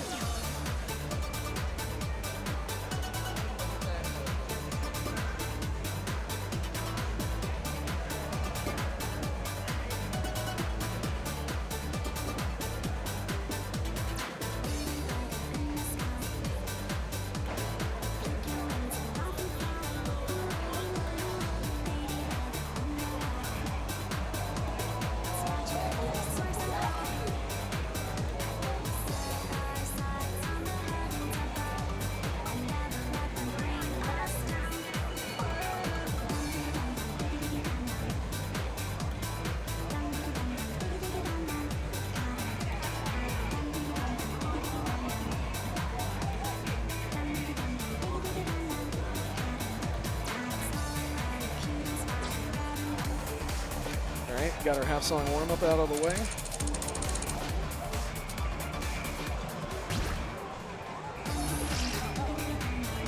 Song 1, Destiny. Destiny Wild 23 is a difficult 23. That's a hard chart. Now, to DDR and ITG players, this might actually be one of the easier 23s because the center panel doesn't make that many appearances. But certainly its difficulty will make itself very apparent right out of the beginning.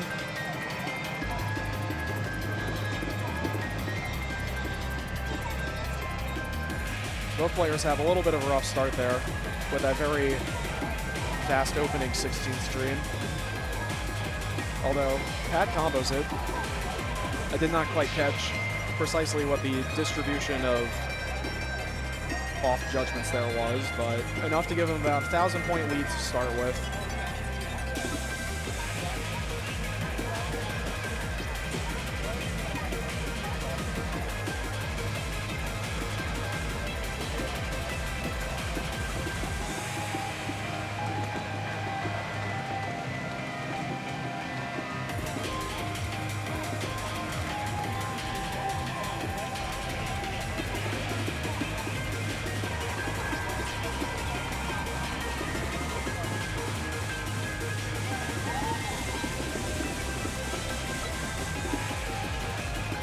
Pat holds on to that combo through that very difficult stream syncopated section.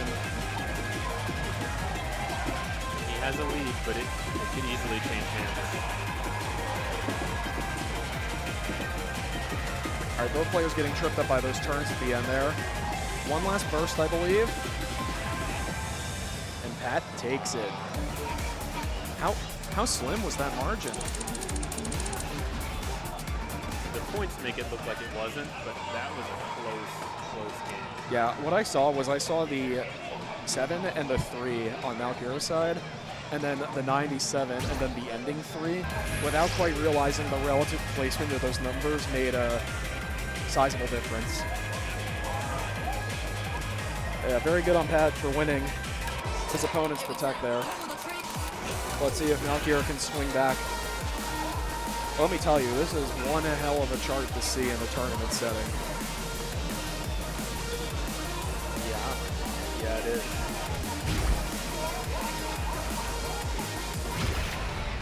So remember to listen very closely to the vocals. That's all there is for the opening 15% of this chart. Now try and time it with all this ambient noise in the arcade. Very notorious chart for having no drums on a lot of the steps.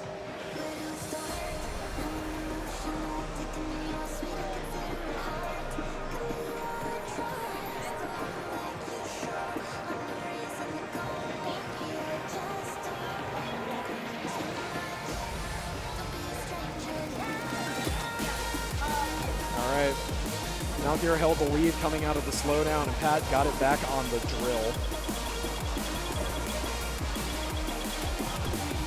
And mind the cheeky little foot switches thrown in throughout as well. They're very close, heading into the second slowdown. All bets are off. The difference is still like 30 points. It'll swing on a single misheard step. Flickering. This is insane. The mine. Less than 200 points. That miss is tragic, though. Back and forth. Oh, that's a nail biter.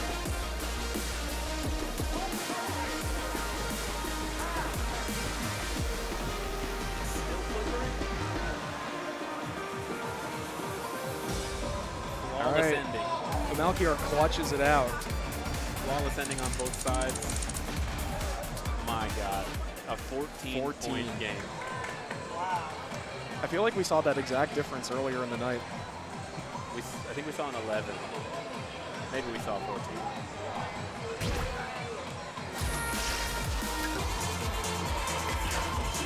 Yeah, you got to be very mindful of Space Boy coming out of the second slowdown. The first slowdown, your feet are naturally positioned after resolving the pattern that you won't hit the 2 mines that indicate where the stop is. But on the second slowdown coming out of it, your 1 foot will idly rest there, so you really need to jump out of the way actively.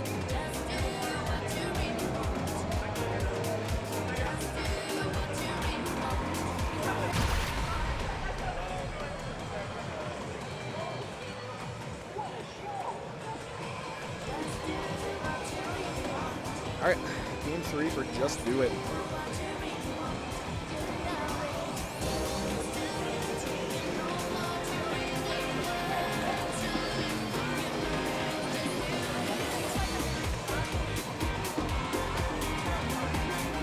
A lot of center panel patterns.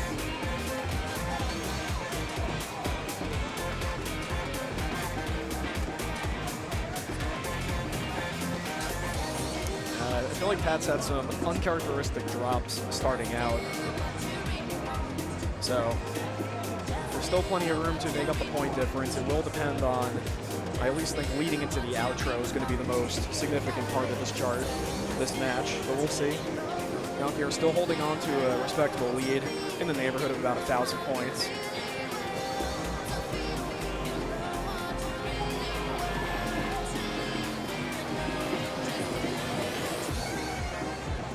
Slowly growing it, but not done yet. Yeah, Pat tripped up a little bit on the down center pattern.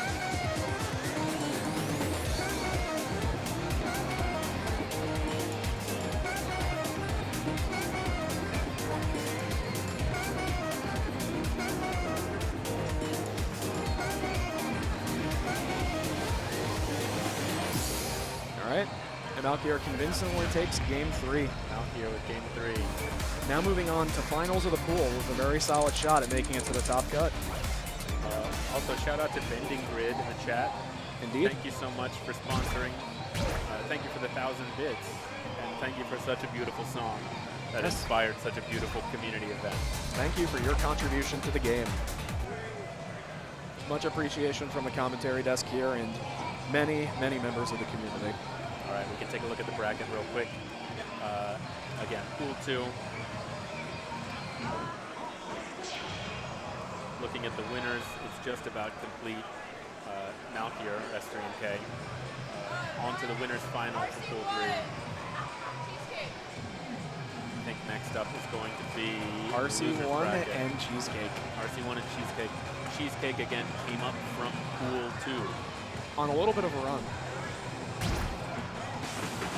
Make a selection. Still has a chance to jump 2 pools, promote twice.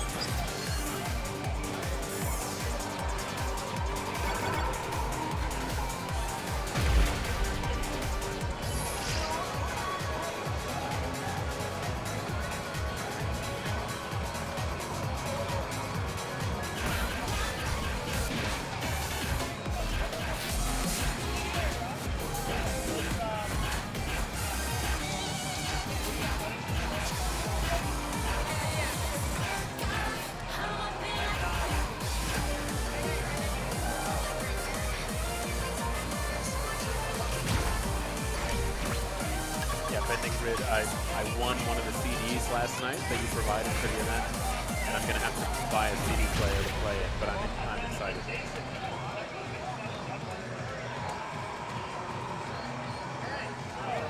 Physical media is becoming a little bit of a lost art, regrettably. So I'm glad to always see artists still producing physical copies of their things.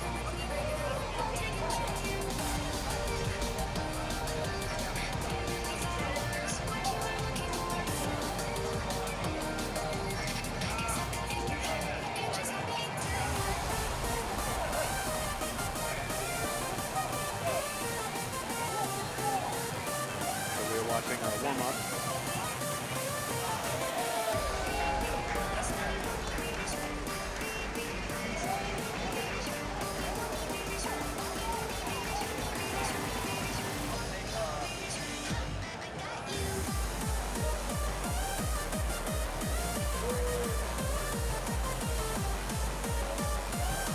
That's got to be soul-destroying if you're RC to lose your APC run on that 64th note lift. That's a classic.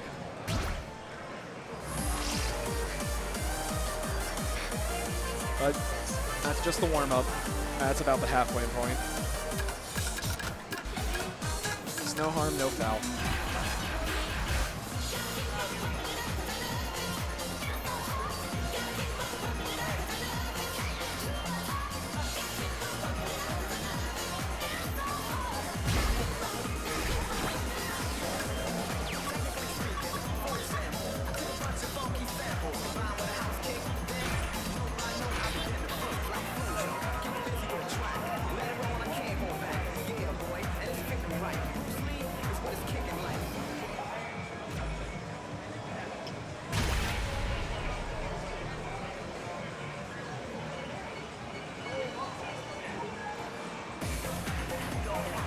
Getting into game one here.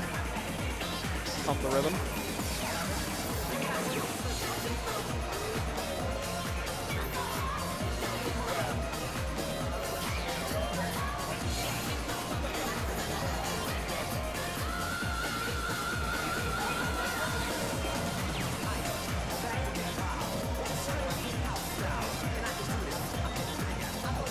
This is a chart that's got a lot of musical flourishes and tech flourishes that go with little details in the song. It's lots of fun. Fun to watch, fun to play.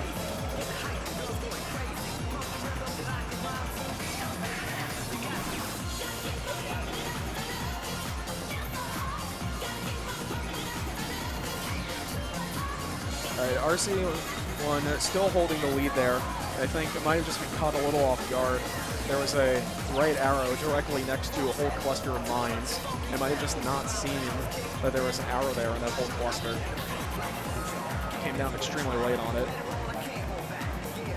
Cheesecake not too far behind, still at a full combo, just a little behind in timing. But the score difference, very well still, can swing either way.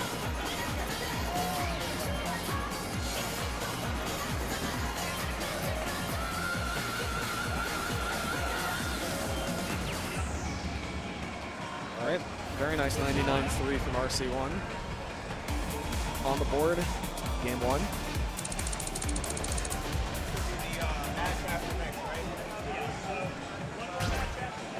Gonna move into game two. On his own, protect Elysium.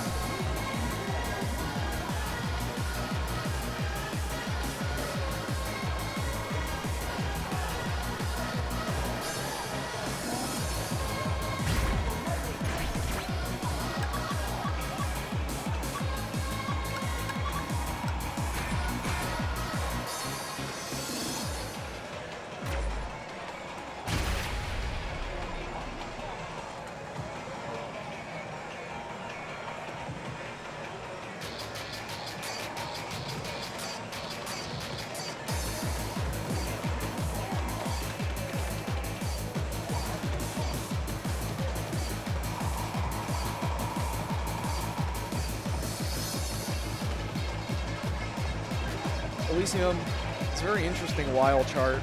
which is largely just eighth note patterns at 177, so respectfully fast. A couple of 16 bursts thrown in for a good little foot speed check.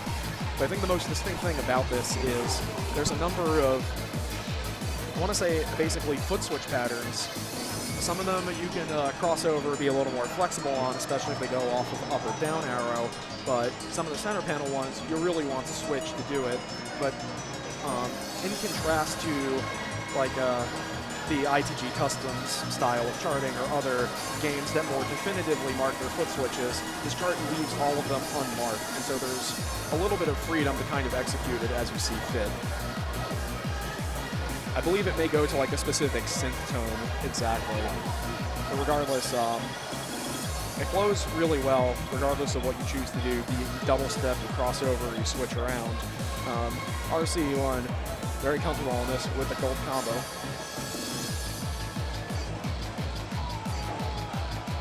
Very slim margin though. Despite some off judgments, Cheesecake is still scoring very well. It does look like RC1 is going to very authoritatively close it out with a 99.8. Nice 6 start.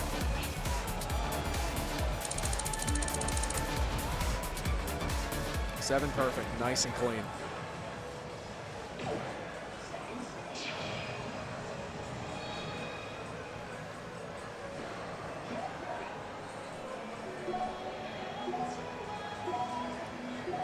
I'm glad you got the chance to play the game, Bending Grid.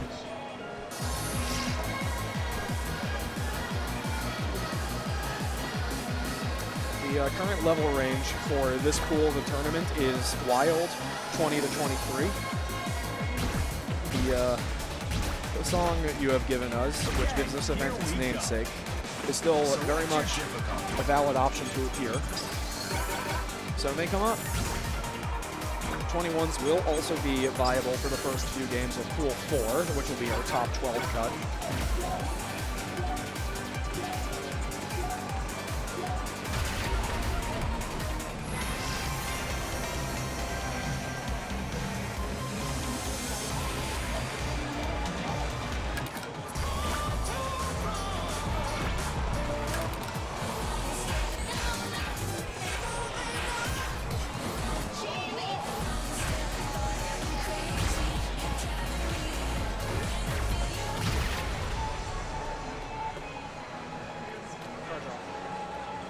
Card draw.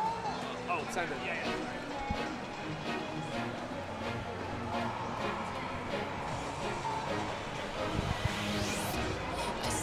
All right, we have Hamon, Safari. We're loading up the card draw.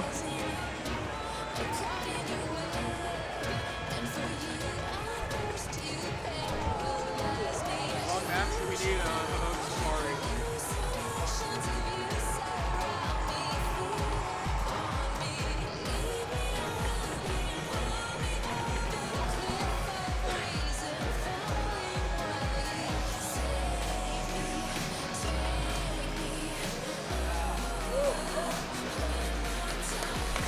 All right, now Lightning. On the cosmological scale, all is coarse. But that being said, let's hope for a nice close set between Hamon and Safari. Opening up with Hamon's pocket pick on I Want Your Balalaika.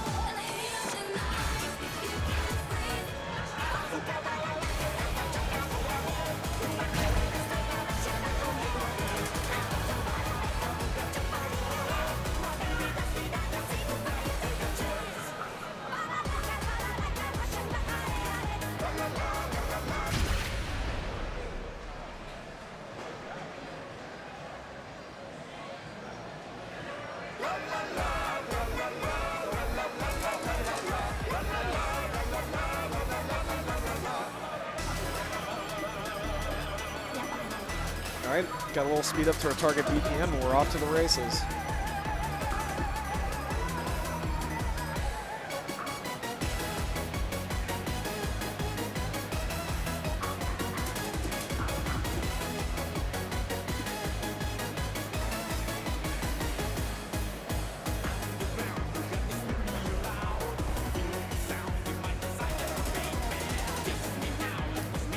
both players are showing some very good ability with controlling your speed. It is exceptionally easy to go way too fast on the 16 streams in this song. So being able to kind of hold back a little bit and stay right within the white perfect window when you may feel inclined to rush the life out of it shows you just how strong these players get as we approach our top pool.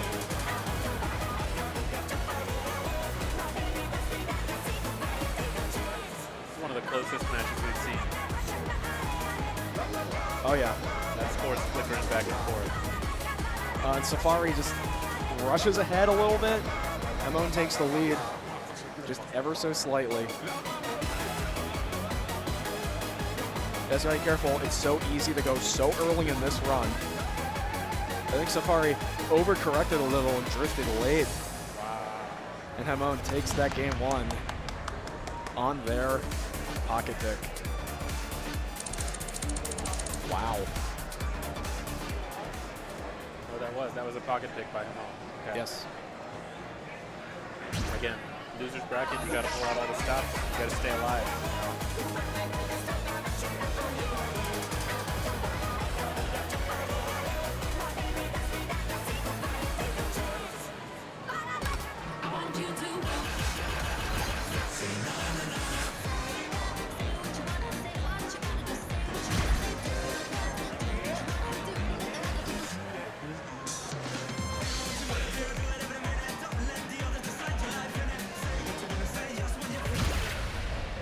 All right, song two, going back to Say What.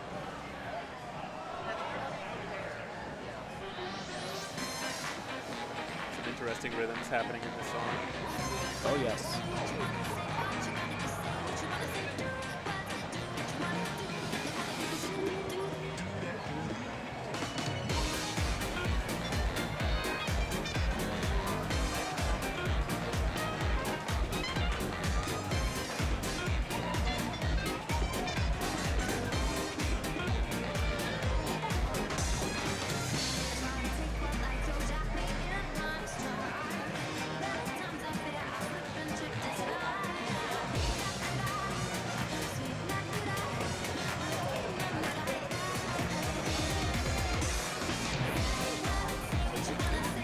I'm looking to see which score is flashing yellow, and they are just flickering back and forth. Yeah, the difference when I was last able to do that math sufficiently quick is about 200 points.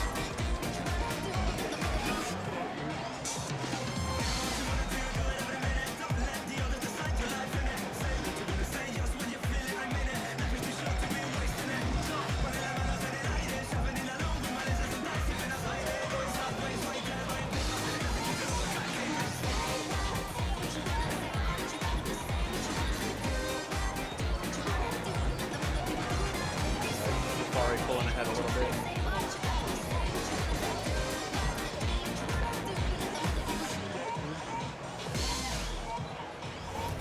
All right, closing out another 99-3.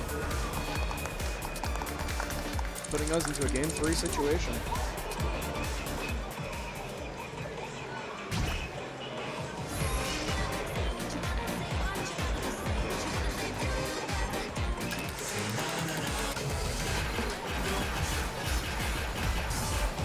Song 3, Midnight Train.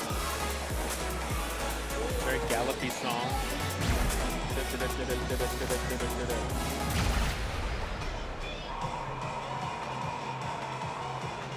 I think this also has a healthy dose of center thrown in.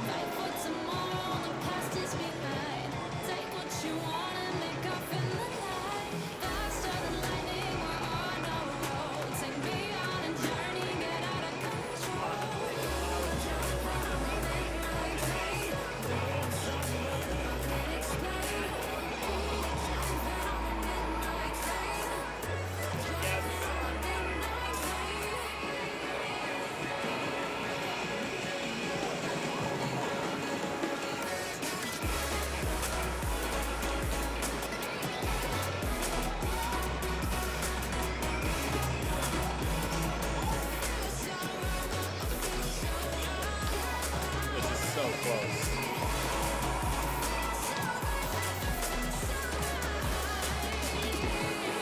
Hamon exits that very first gallop section, just a slight lead. Yeah, lots of minds accentuating the song too, so you need to be mindful of your foot placement.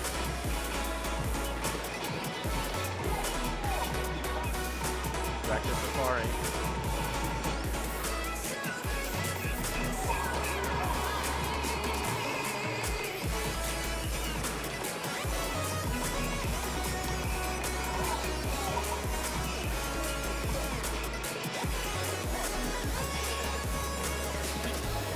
Changed hands just in the end.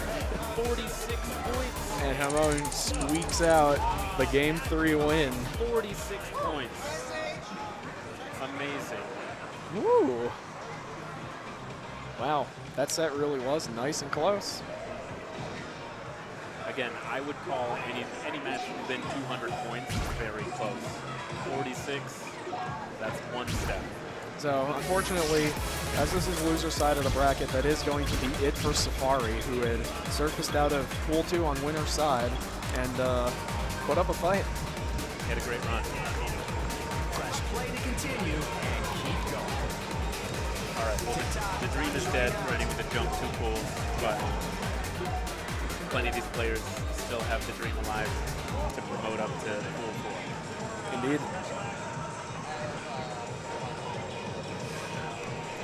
All right, looking at the bracket over here. Wonder who we're going to see next. That looks like Pat and RC1. Yeah, they are drawing for the set, but I think other sets are already drawn. I think there's a very good chance we may see, I want to say Jaipai Tenshi coming up shortly. Jaipai, in fact, just walked behind us on camera. Jaipai and Tenshi, yeah, probably after Pat and RC1. And then loser of this, loser of Jaipai and Tenshi face Ramon.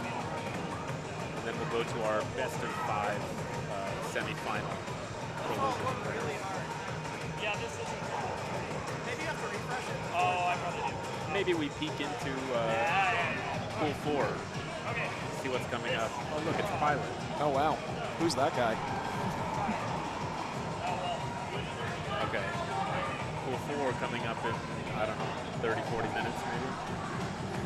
Pilot, Boom, Yeah, I think we're running a little appreciably behind schedule. This is a very busy event. We are also running Dance Dance Revolution over on some other streams. We have players who play in both events. Conflict is unavoidable, but you don't want people to only enter one or the other. So sometimes we have to wait. We had some pad maintenance earlier. These things happen. It's all good and fine. Once we get a little closer to the pool starting, I'm going to get up, I'm going to warm up, and then I'm going to get up there and hopefully rip a cool score or two.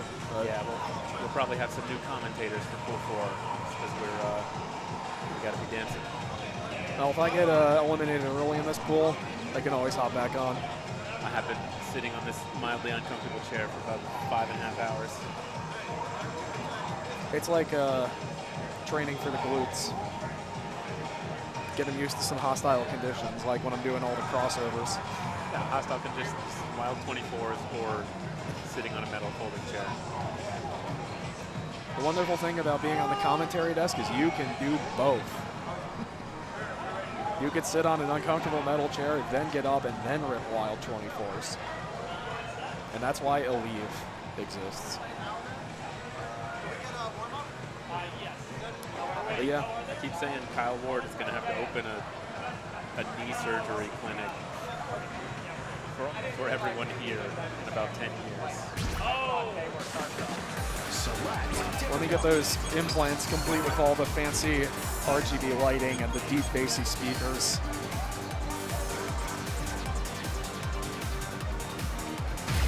Yeah, I need an assist tick built into my false knee.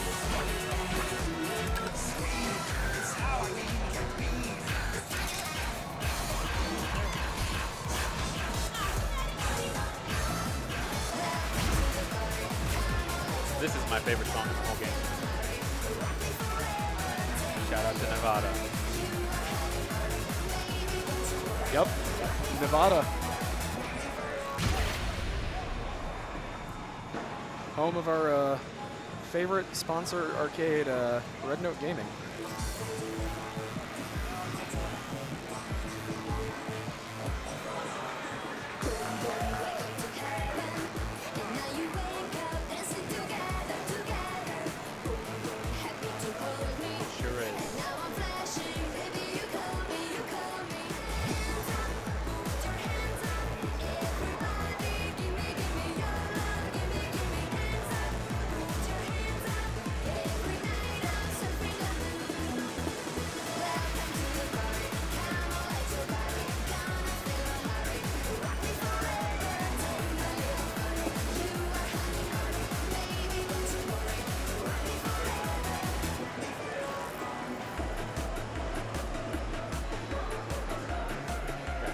this song is about Mount Rushmore.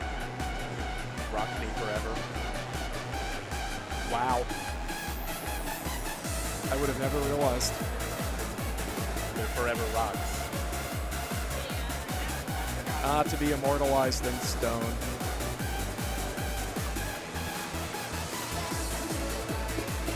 Lightning says stop. That's 50% of my favorite song in the game. That's right, I'm talking about Don't Stop. Not Stop Me, Stop and Go.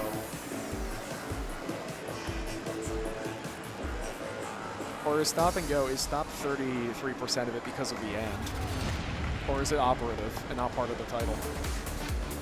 First you have to count the number of characters in the string, and then It gets pretty close. If you count spaces, it's like 4 out of 5. Anyway, enough off topic. We got a real hot set between Tenchi and Jaipai coming up, so let's pay attention to that.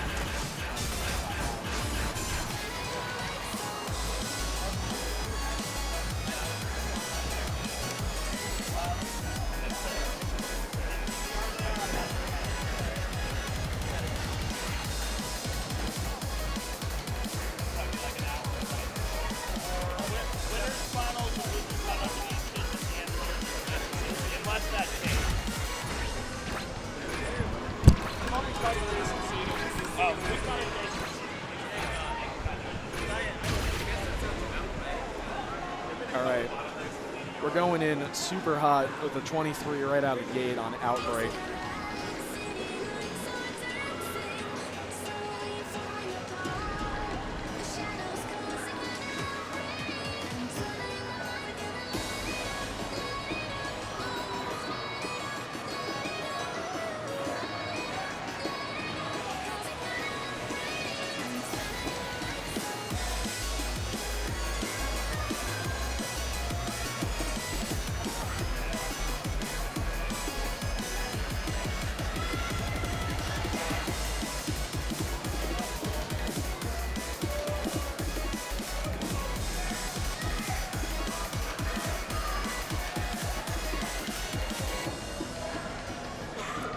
Tenchi coming out with a slight lead. Outbreak is very difficult. It kind of resolves a little unintuitively. Really has you twisting around for certain patterns. So being able to hold a lead onto it, especially through that really hard part, definitely a lot. But in that slowdown, the lead is swung back into Jaipai's favor. clean drill on Jaipai. Yeah, absolutely nailed that drill.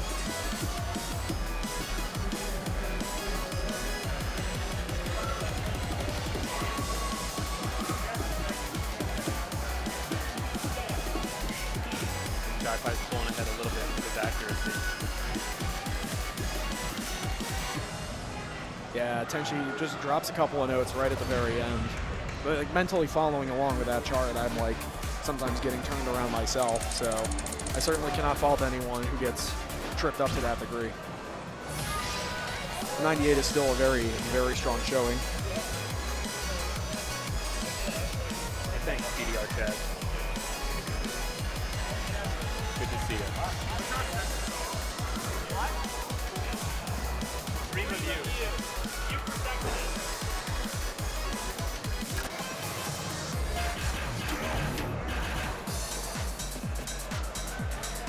Jaipai having the machine record for this song.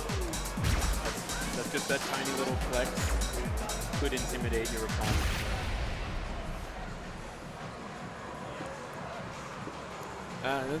That's a good song to have a 99 on. Very syncopated, little swingy.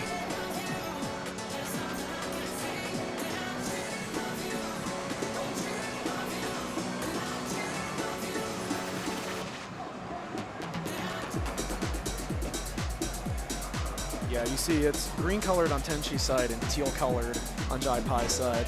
At like 64th note quantization for those real fine variations in swing.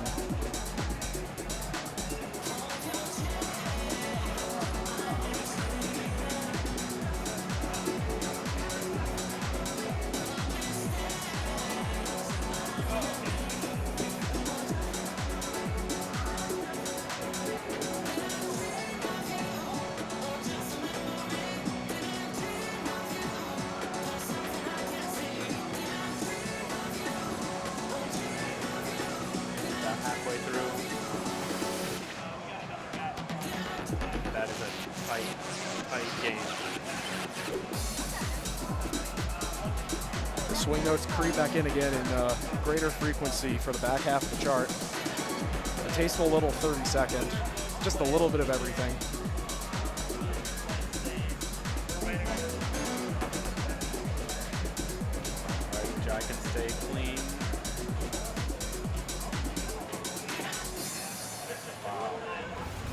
It's one thing to intimidate your opponent by having the machine record on what you're playing on. It's another thing to up it live. So yeah, nice convincing 2-0 from Jai-Pai. Jai-Pai now has a very solid shot at leaving this pool winner's side. Oh yeah, let's do it. Select difficulty.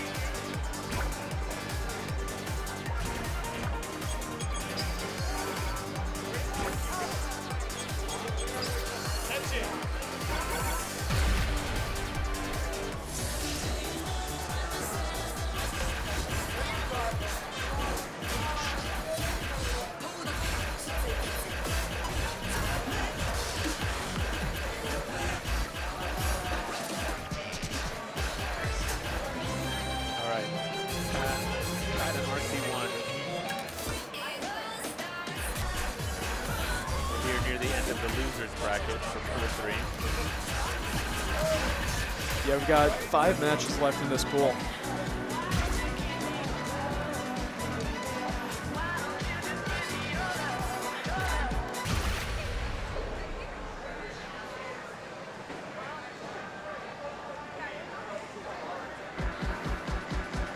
Quick half warm-up.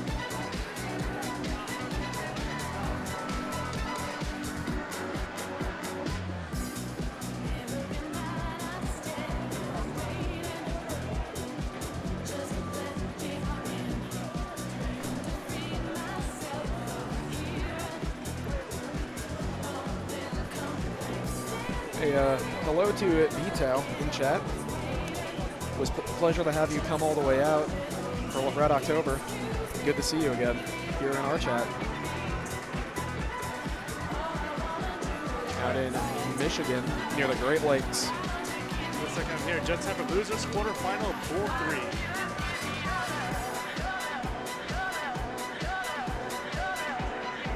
Half song warm up done. Let's get the legs moving a little bit. This is our 3rd time seeing Way to Rio that I know of in our tournament. We are making it to Rio with this one. Love Arcade goes to Rio. Love Arcade goes to Rio. Vital, how's it going? All right, Tony T in the house. I do hope this set goes the distance, but man, Oh, so do what I. a card draw that is. I would say for these two players' skill set, my observation, this one should be a pretty comfortable timing one for both of them. Both players have really, really solid timing on the lower level content of SMX. Yeah, I feel like RC in particular has really been putting in a lot of effort to getting better at timing overall. And really seeing it with some of the performances he has pulled out today.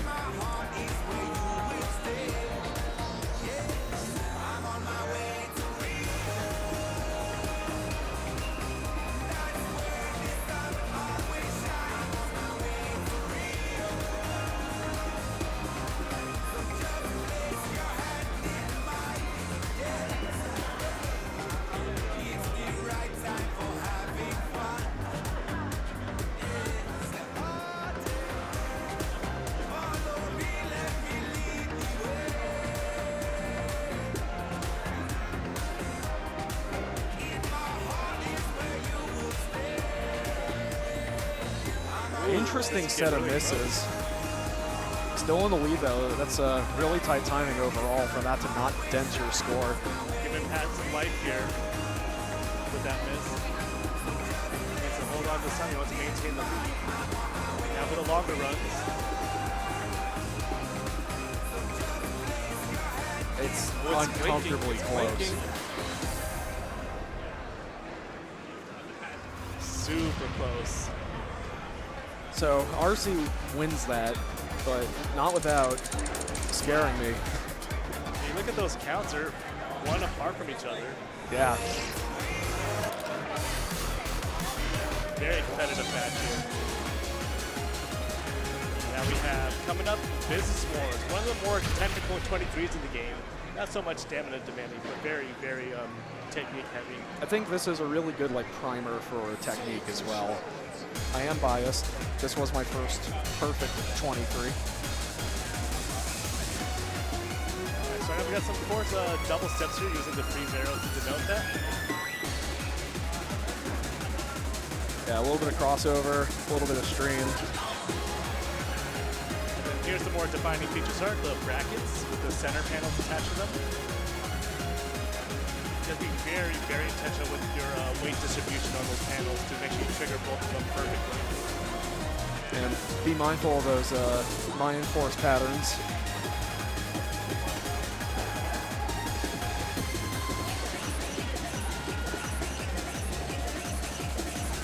All right, RZ1 still picking up some misses, but I think his overall accuracy is just that much better.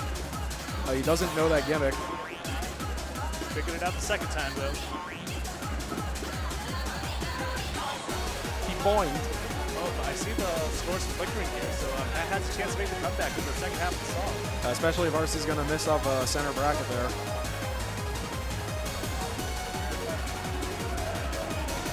Matt, hold on to the outro of the song. Let's take it to a song 3.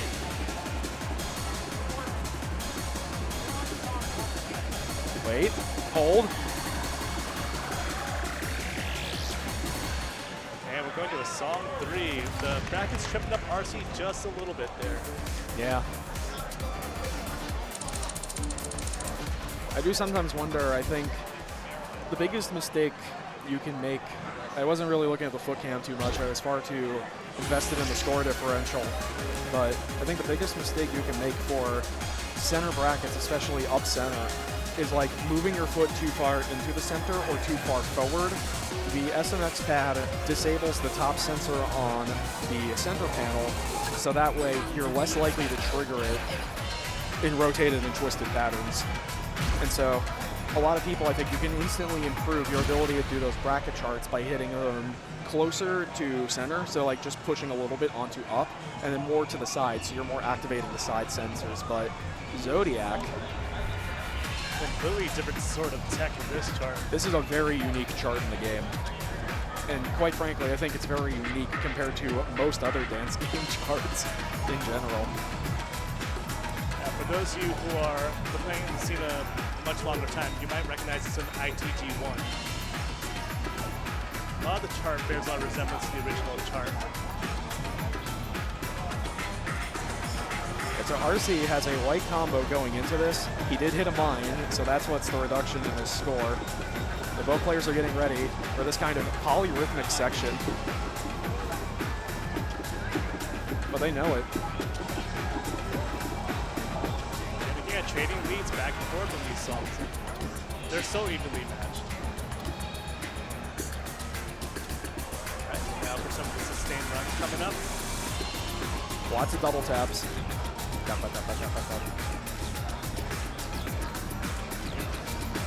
It's now going to give away to this like mine dodge section.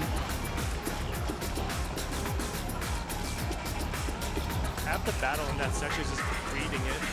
Yeah, and the other trick there is, I think that pattern does not perfectly resolve. You kind of need to do a little side swap at one point to really get it down pat and not get turned around coming out of it. So it looks like RC, although he did really good on that particular polyrhythmic section, kind of got tripped up by these charts' other features. And so Pat takes that set. And a 5-star score.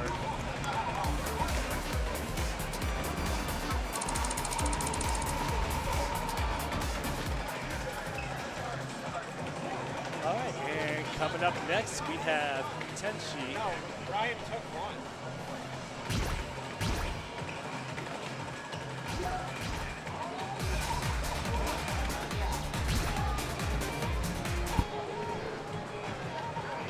All right, coming up next, we have Tenchi Y'all don't versus mind if Hamon. I do a little stand-up routine. Commentate while standing. get my legs a little warm for when I have to play in Pool 4. Yep, after this we have Pool 4 coming up, which is the top 12 of the whole tournament. You'll see a lot of the commentators you have here. You'll have water salads featured.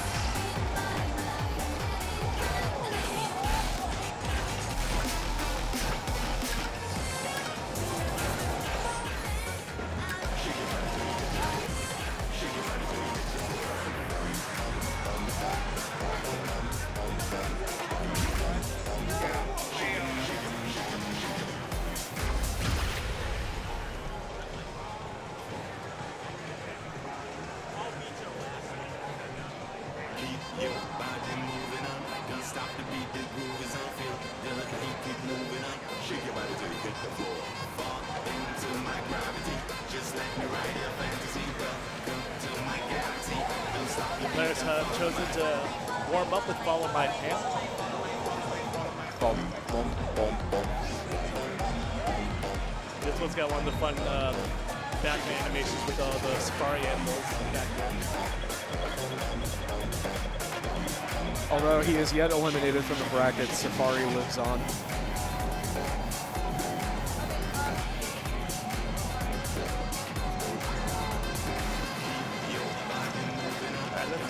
Peek at the bracket real quick while the players are warming up.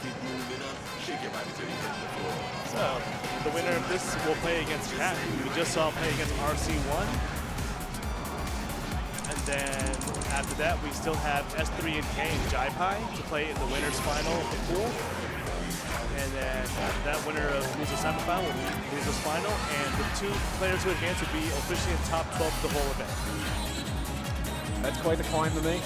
And assuming we're good on time, all of top 8 is all going to be 3 out of 5. So because earlier rounds of top 12 be 2 out of 3 still. But once we get to top 8 territory, it's 3 out of 5s. All right. Still a lot more SMX to go through. Oh, yes. And before we get through even more SMX, we got to get through Dum Duddy Doo for game 1.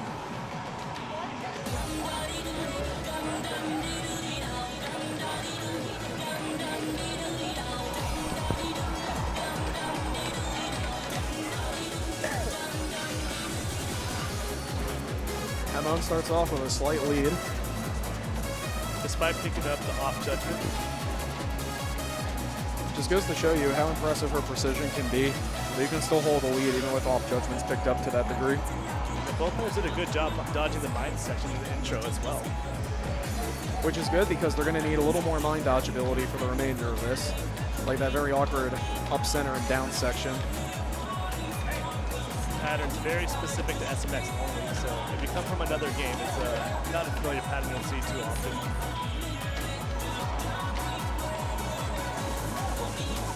Yeah, you occasionally see those particular patterns, if you do them as intended, can be quite tricky. Many players will opt to break the flow of the pattern and double step to work around that.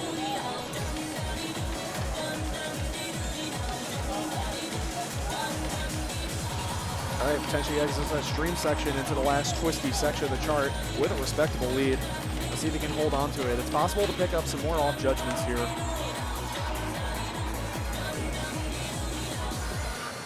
All right, very nice 98-8.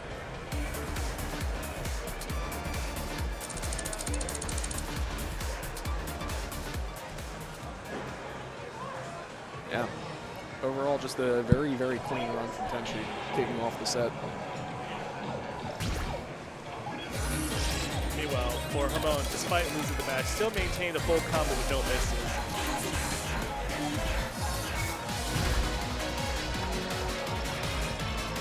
All right.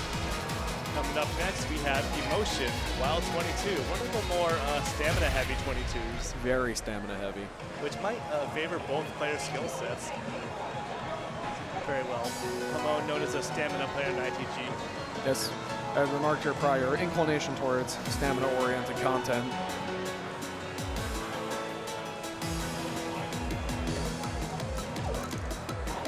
At the same time, Tenchi, who has a lot of experience playing a very competitive community with very difficult, challenging content, this is very straightforward and not particularly leaning into SMX-specific techniques for the most part. And so I think he has a pretty solid chance at this if he can maintain his composure in the streams.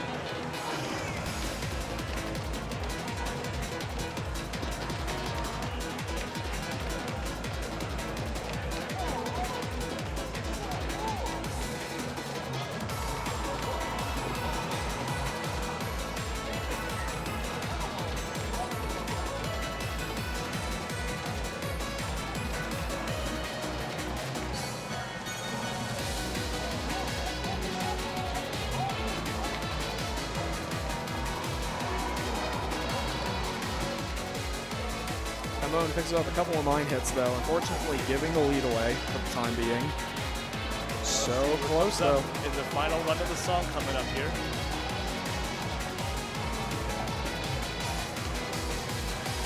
Lock in.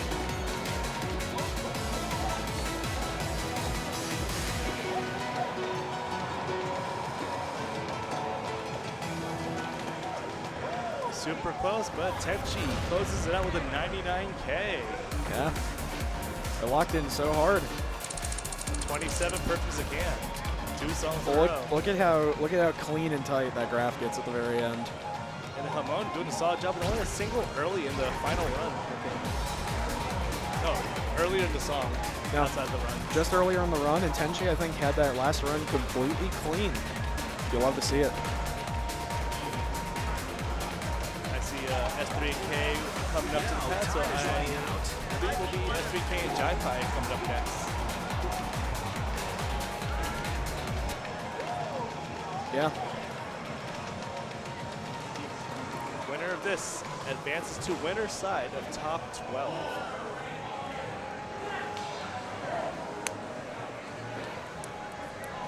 Let's see who their projected opponent is going to be if they win this match. Winner of this match is going to meet up with T-Swag. Pretty tough opponent to beat after a hard-fought battle out of 4-3. It's like, you know, you can breeze through this pool, you win it winner's side, make your way into the top cut, and the first thing you see is just T-Swag there, holding the bat like, welcome to pool 4. That's a brutal opponent to run straight into. And then for the person who advances from loser side, you have the chance to play either MCAT, Twans, or Jimbo. Another pretty stacked set of opponents you can choose from. Yeah, regrettably, I don't think there's an easy route for anyone surfacing out of this pool. That's just how the cards fall. In every single pool, there's no easy route out. You know, it bloodbath every single match. wouldn't be entertaining if it were easy. All right, S3K and Jai-Pai choosing to warm up with the Brain Spark. You know how it is. We're maniacs here. You're going to see nothing but the hardest, grimiest stuff in that top cut. I'm certain of it.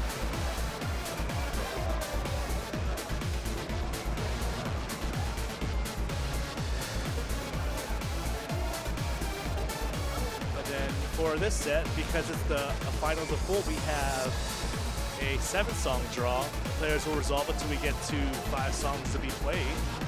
Indeed. Best of 5.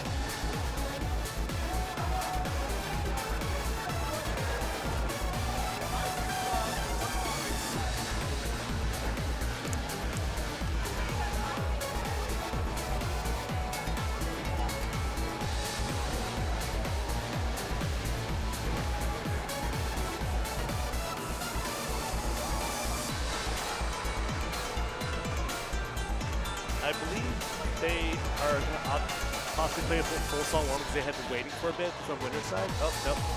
They just kind of finished up the refrain of the song musically halfway through the song.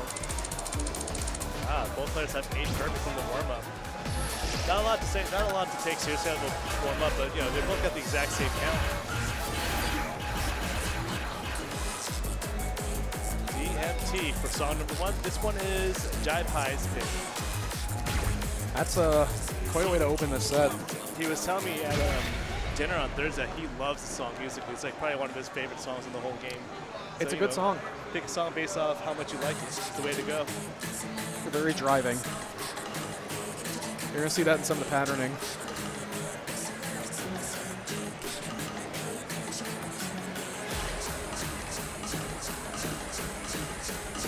Now you got to be careful of that pattern that starts on an offbeat.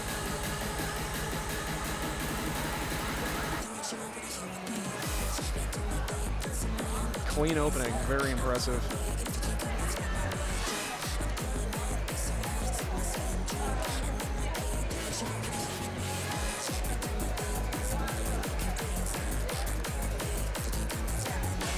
Yeah, you also saw there briefly there was a little bit of a roll thrown in to kind of accentuate some sounds in the music. You're going to see that come into play with one particularly difficult passage to kind of understand the first time you see it showing up in the back half. Jai had a very strong opening, but there's still half a song to go. Maybe there's some opportunity for Malkia to bring it back. Only about 100 points off. I just feel like Malkia has bled a lot of yellows and a lot of off judgments, and Jai-Pai's only had like one mistake of note. Coming up on this segment. All right. Role players down in that roll section.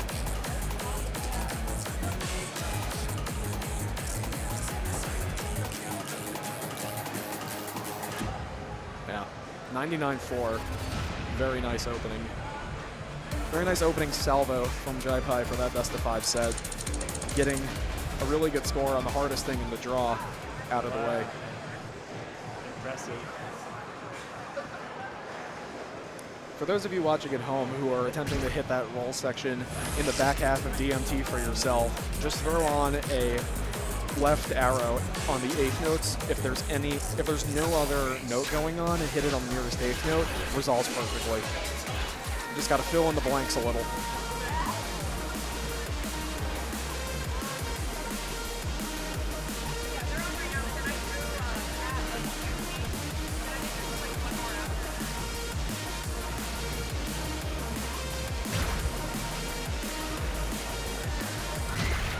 All right. Can I get everyone in the audience to make some noise for Space Boy? Make it a little more interesting. No percussion, almost no instrumentation. This one's notoriously Follow hard the to time vocals. because of the quiet music. Or there's not a whole lot to step to. Now, I do believe Malkia lost on this song earlier in the tournament. Had a chance to get familiar with it. Actually, they may have won, but I'm not sure. I do remember, though, is they originally went off on that drill and ceded away an early lead on the song. So now, equipped with better knowledge and what to expect in this, a little more prepared to go in on it. Jai-Pai not too far behind, though.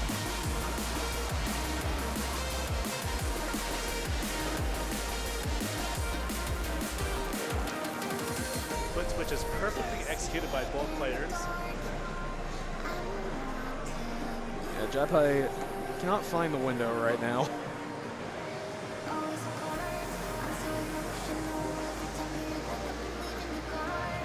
Little no-bar action.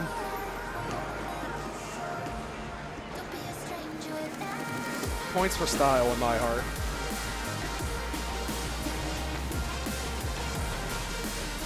Yes, that was against Pat. I just do not remember the outcome of that individual song. I may have misremembered it, saying EJ had lost it. Now it's trying to do the spin. That was spins there, but Malkia closing it out with a 99 on Space Boy. That's impressive in a pretty tournament tough one to setting. get, That's very especially impressive. with the noise level you have at around 1 Absolutely. location.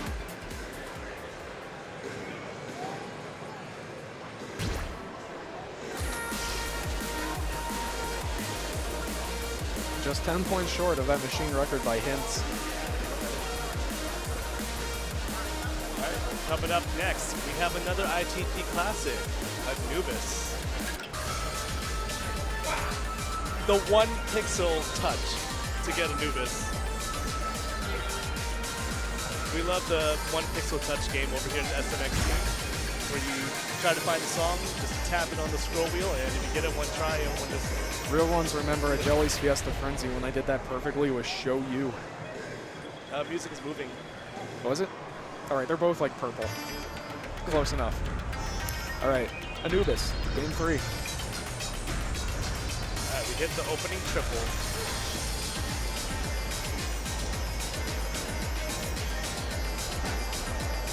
Yeah, lots of interesting syncopation, lots of stomps.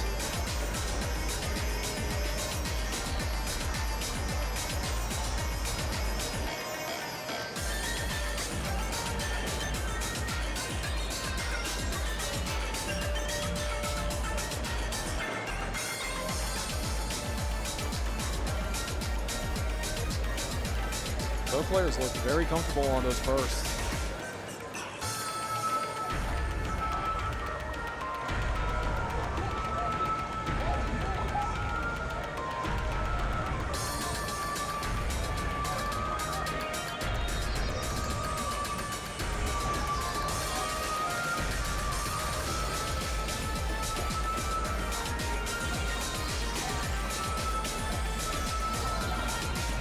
Jai looking super comfortable on those longer runs.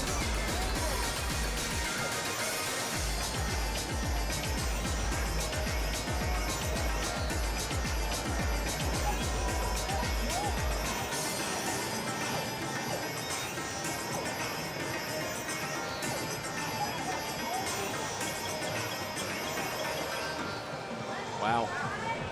I believe that was a 2 perfect run. Only 2, and you know, Mountaineer with only 10 perfect is pretty impressive too. Very low perfect counts for both players.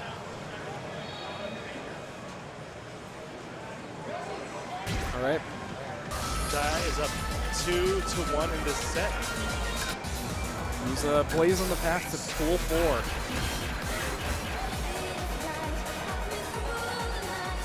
Now, who's that handsome devil with a machine record? That name looks familiar. Now, for those of you who remember this with the ITG, that one was very well known for all the hands in the chart. The StepManiaX chart does not feature those hands in the wild chart.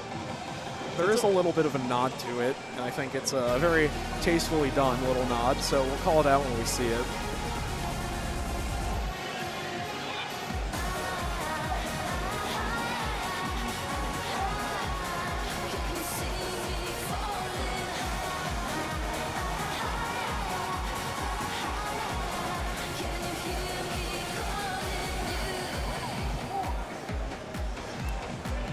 All right, Melchior holding on to an early lead coming into this first verse.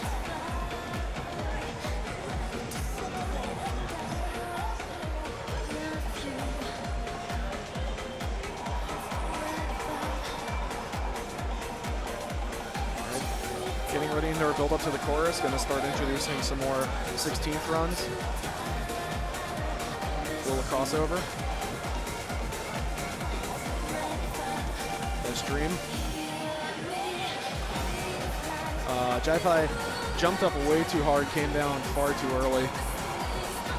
Just a little too much vertical for the mind dodge.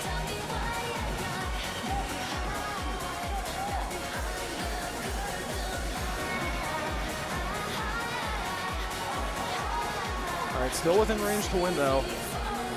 Pretty solid lead here by Valkyrie, as long as they can hold on to it.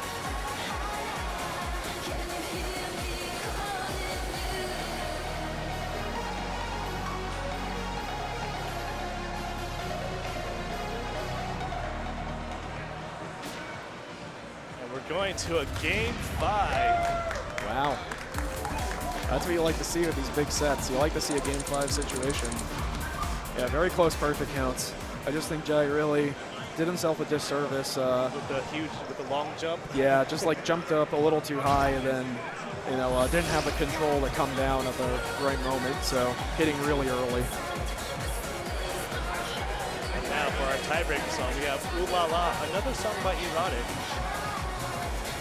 A lot of representation from Erotic in this tournament as well. Seeing quite a few other songs featured in other matches.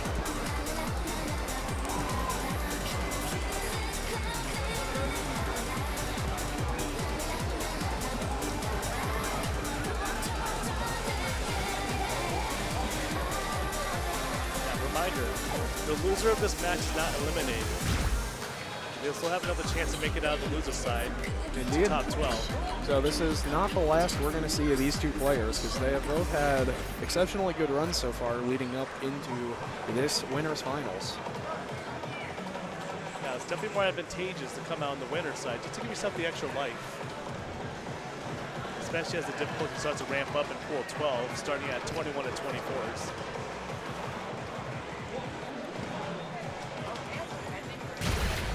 Game 5. Give it up for game 5. Now let's see if the players doing opening foot switches.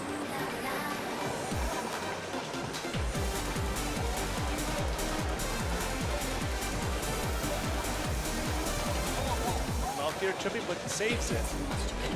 In the opening, you'll see in the section we have the switch feet on the middle panel to resolve the pattern correctly while dodging a line. But real quick, let's stop for a second. Well timed by both players on the stop. Yeah, you have a lot of leniency for getting off the mines before the song resumes.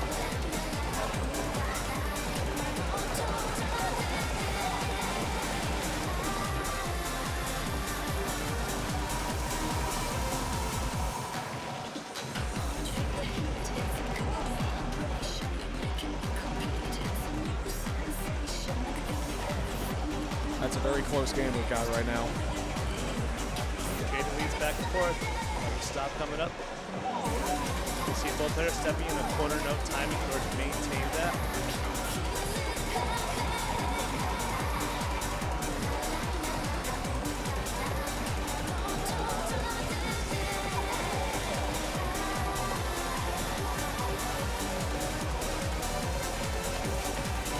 This is tense.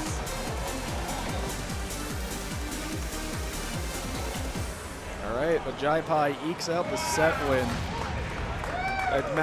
Order of 68 magnitude of about points or 60 something. points. 7 to 9 perfects. Absolutely phenomenal performance by both players. Oh yeah. They were both locked in for timing.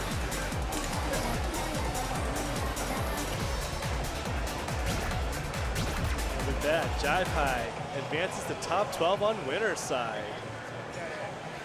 And did so with a pretty clean, convincing run. I'm not sure how many special actions he had used along the way. But that's not it for Malkier. They still have another chance to get out through loser side, so anything can still happen in the last 3 or so matches that we have in this pool.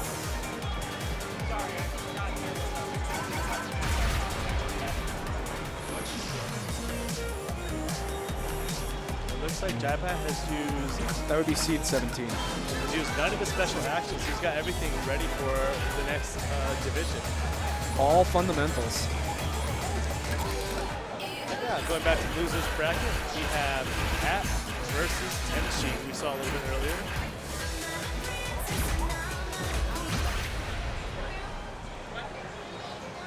All right.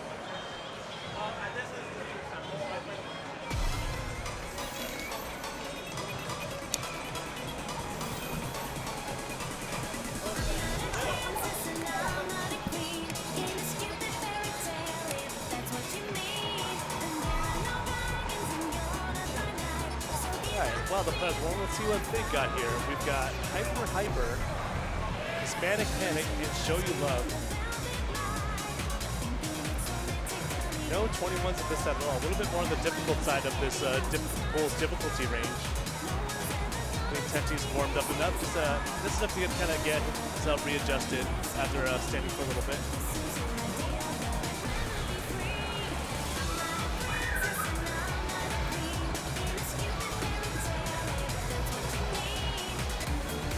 And then for Pat, who's also plays CER, it's always good for him to get a chance to warm up just to kind of reacclimate himself to SMX-specific timing and form. Yeah. If this was not mentioned on the broadcast, Pat got 4th place at the DDR tournament in Whiteout last week. Wow. Top 4 finishes, you know, impressive behind the likes of Peking, Malkier, and Hintz were the top 3 of that tournament. So really, That's heavy hitters. Very heavy hitters. Which, you know, it's a different game. It's really, you know, we see players who play multiple games, see what they can do in their main games, what they're capable of.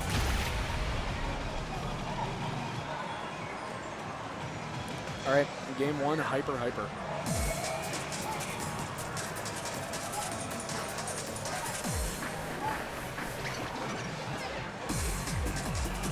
I'm not a princess and I'm not a queen.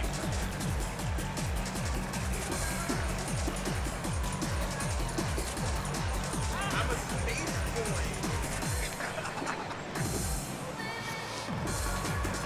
All right, Tenshi's off to a really hot start so far.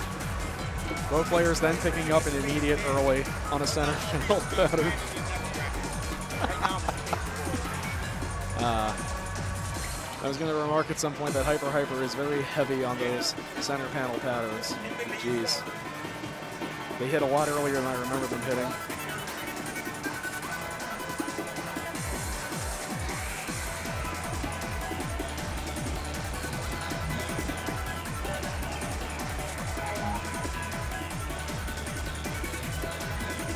That pattern gives a lot of players trouble with the up-center ones, especially if you have a more flat-footed play style. I feel like these players have been trading with center panel earlies the whole song. It's going to become especially noticeable in this back part.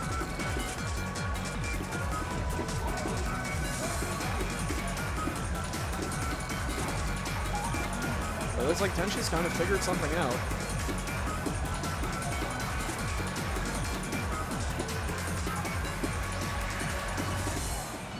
Yeah, 99.4 is very impressive on that chart. Very impressive. Only 8 perfects, a single-digit perfect count on that, along with taking the machine record.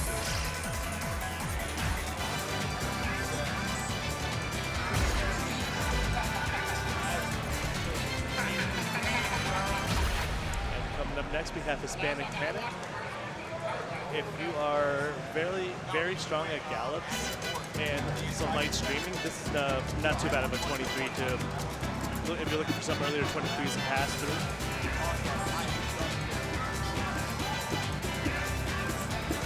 I just have to be mindful though of those patterns that end in the jumps.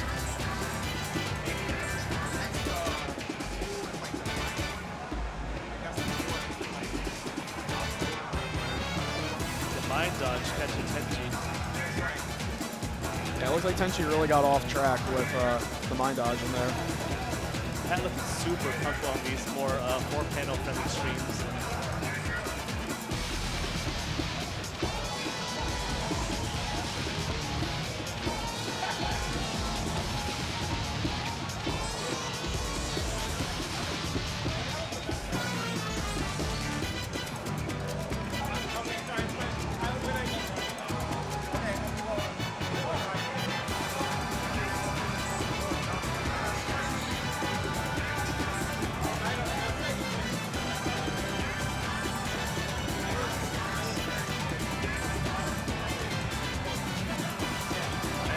Last quarter, Pat with a small lead over Tenchi. Let's see if we can hang in there to take it to a song 3, or can Tenchi take this one back?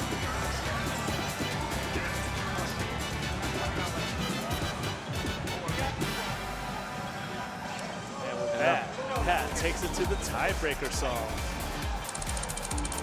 Did a pretty good job swinging it around. The amount of last songs we've got in this bracket shows you how evenly matched all the players are. Anybody can beat anybody in this pool. I told everyone, Pool 3 is going to be super competitive, super exciting. I think it has absolutely delivered to date. All right, game 3 on Show You Love. One of the higher BPM songs you'll see in the game at 175. Most crucially, this was one of the qualifier songs for this tournament. So while qualifiers were not mandatory and SNX was manually seeded by a collection of people involved in the event organization, qualifiers were still put up and suggested just for additional data. So my hope is that these players would be familiar with it.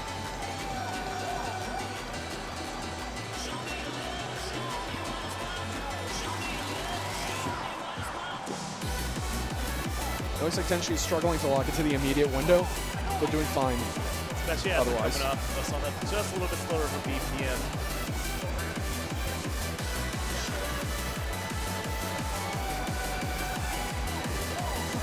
Good dodging there. The mine comes up on the foot you were just using.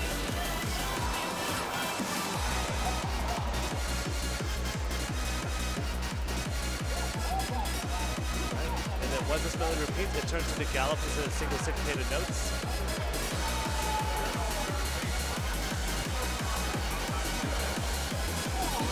the big run.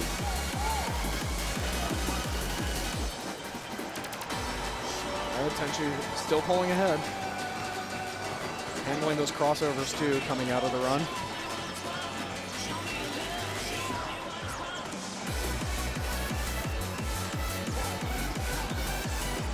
Both players definitely know the chart, if they're doing the rolls correctly.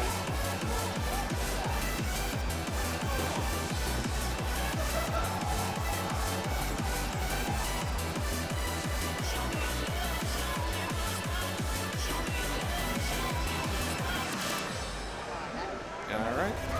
Super close, but Very nice. Clean run from Tenchi to close out that set.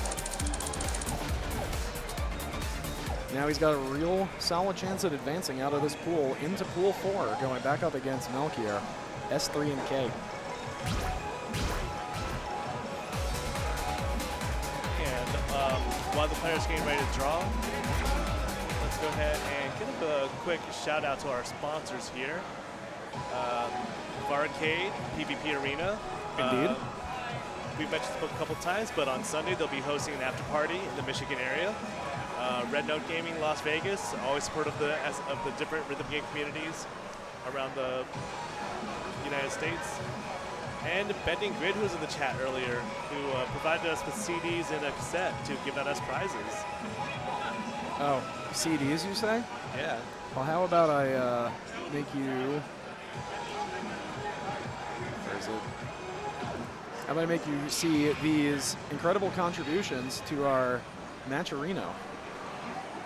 So a huge thank you to Travis Keshav, aka Rebo Man, for the $200 contribution to our prize pool.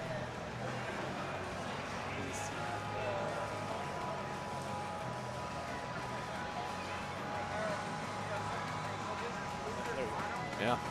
So thank you so much for your very generous donation to the prize pool for our top cut. So.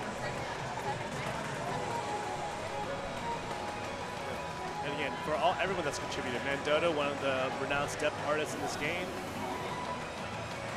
Josh here, giving us a $100 donation, really big donation here.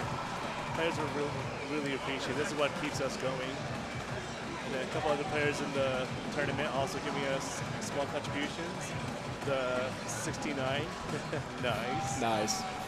And Sim, or Snowstorm, who usually attends a lot of different events, but unfortunately couldn't make it. So he's out watching at home, sent a bunch of us some pictures of him with his setup with all the streams for DDR SMX going on right now. A huge shout out to our strongest viewer. We appreciate everyone who's tuned in so far, especially over the last 6.5 hours of broadcast. Wow. That's a lot of yapping. A lot of yapping. It's a lot of yapping. And once again, for those tuning in now, we are now at losers final of pool 3. Someone already resolved that for me. Shout out to our volunteers here who are keeping everything up and running for us.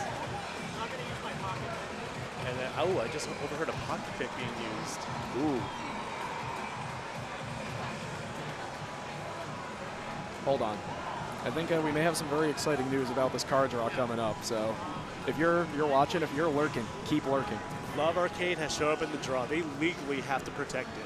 They cannot veto it. You cannot veto Love Arcade at Love Arcade.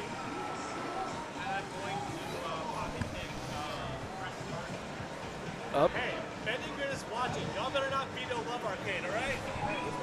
The artist. That's matching. Here I am fixing the matches here. I told them they're not allowed to veto Love Arcade. Love Arcade is actually a pretty solid chart to play, though. It's one I really enjoy a lot.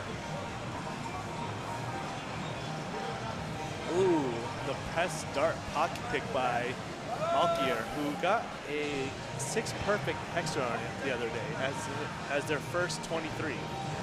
That's a very strong pickup for a first 23. And then we have 89 and 20XX protected by Tenchi. I am very unsurprised to see that, as he recently put up an absolutely stunning score on that chart. So for that to come up and draw, very favorable thing to pick up. So I think this will be good. And if we get a single if both players win a game in the first 3 songs, we will get to see this tournament's namesake. Make a selection. Looks like Tenshi's on the same side that we're just on, so it's very nice to be on the same side you just played on. You're familiar with the behavior of the panels.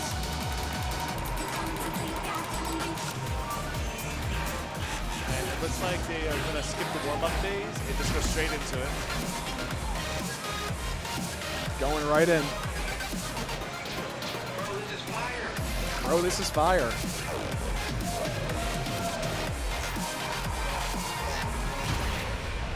Listen, if we don't make it to song 4 for Love Arcade, I'll consider making it my warm-up at some round in this tournament. It would be a shame to go without representation.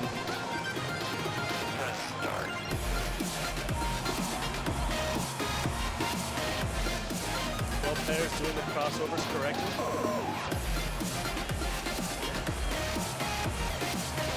So throughout this tournament, we have talked a little bit about these charts where you have to like anchor your foot on a roll and resolve it. We're going to see a little more action where rolls accentuate the music. Like you just hit this at standard 16 notes, then they'll perfectly resolve themselves. All right. The lead goes back to Malkier as Tenshi does not nail one of those bursts, but there's still a lot of chart left to go. Lots of options to make up points in this chart.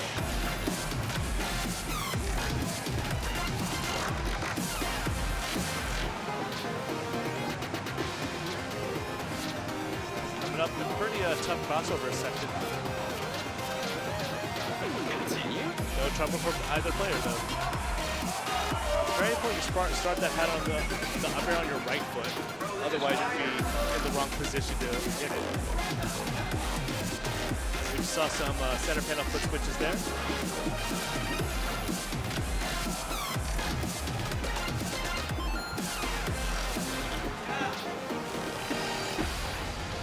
All right. Pretty close. Not bad. Not bad. Good run from both players. Malkier really cleaning up and locking in after getting that unfortunate stumble at the very beginning.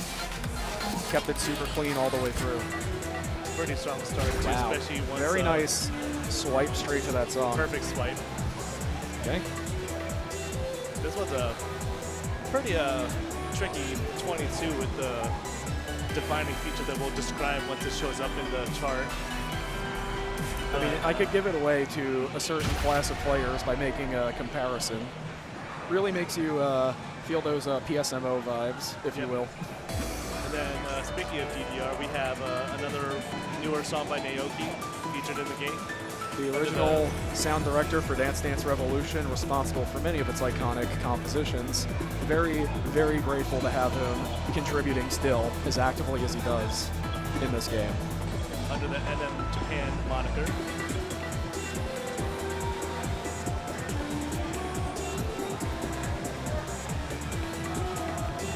Yeah, the opening of this chart is this mixture of these, you know, slow mid BPM kind of center panel twists mixed in with those 16 streams. A little bit of flair with the brackets and such. The real interesting part is going to come from the build up into a sort of synth solo beginning now. All right, now both players need to get ready for this very difficult, like, crossover section. The Tokyo Drift part.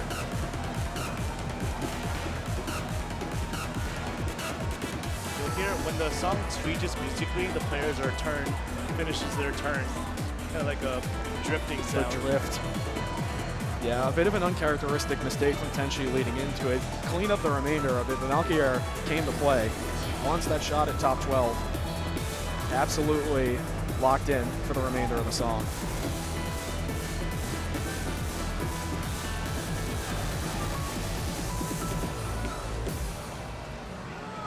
Solid run there.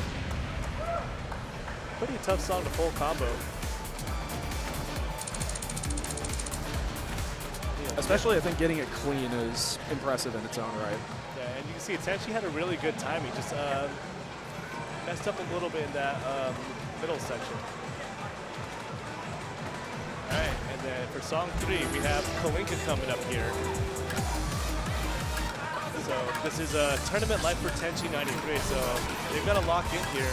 Kind of take a second to recalibrate. That's the nice part about being in the 3 out of 5 setting. You still have an opportunity to make the comeback, make a full song comeback.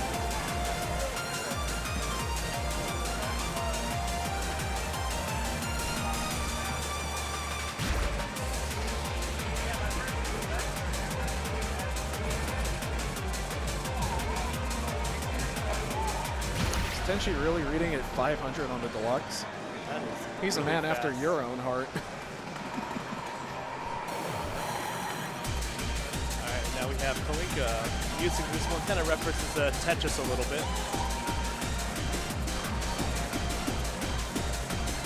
Yeah, we have seen this a fair bit earlier in the day.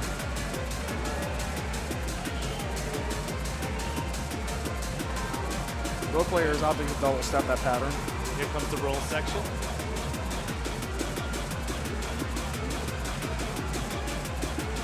Oh, the Mafia not knowing how Does to resolve not the know. So the trick there, as I mentioned earlier on comms, it goes to the go chant, and so it ends with go, go, go. So you jackhammer it.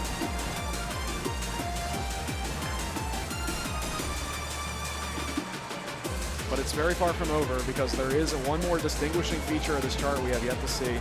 However, for Tenchi's tournament life, this is putting themselves in a pretty favorable position, having overall, it seems like more chart knowledge on this. And then instead of doing rolls, this time you have crossovers on the same repeating melody.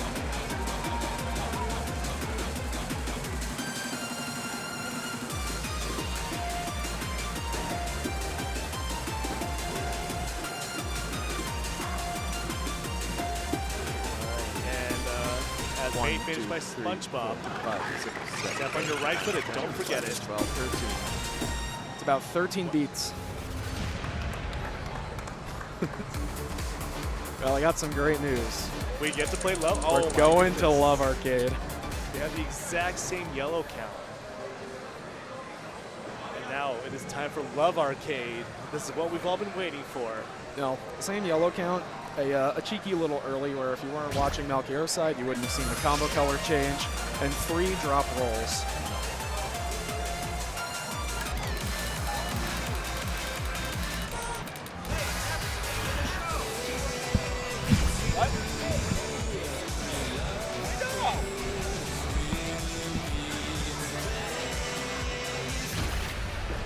All right.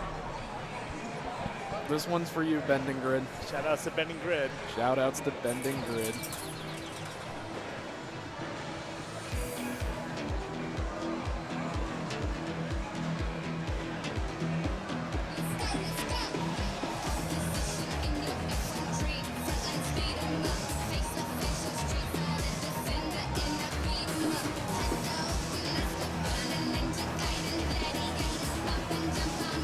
Jarring sometimes go from a song that's a little bit of faster BPM to a slower one. About 50 BPM difference between the previous song.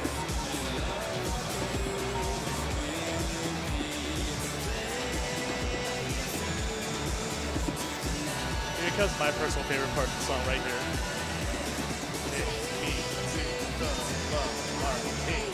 Your love arcade, 'cause we'll be playing through tonight. Coming to the break of the song, Malkier's got a small lead over Tenchi. You are one early away from success. Now here comes a little bit of a run.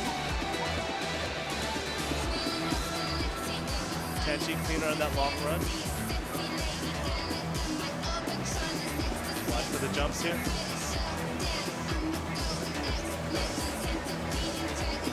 Hold. And we're going to a song 5. 4 points!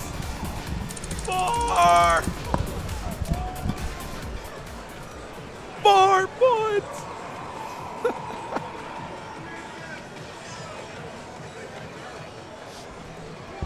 Sorry for screaming into the mic.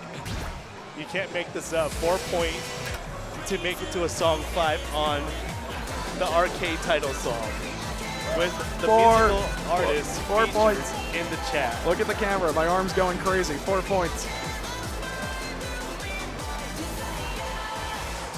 This loser's final pool 3 is absolutely delivering. Oh man. You're telling me this isn't top 12? All right, let's get both players. Tournament life on the line. Song 5. Loser goes home. Both players feeling pretty locked in.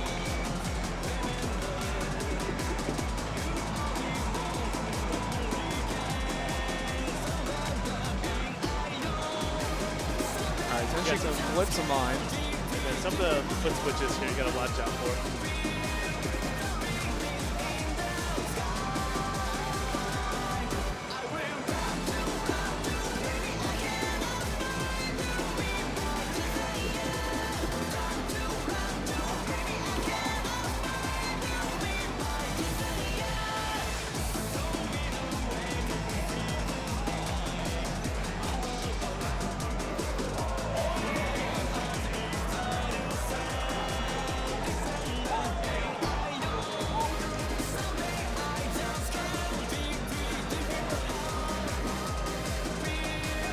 Tripped up the upfoot switch there. But it's not over yet. Like we saw, the lead could trade at any time against these two players.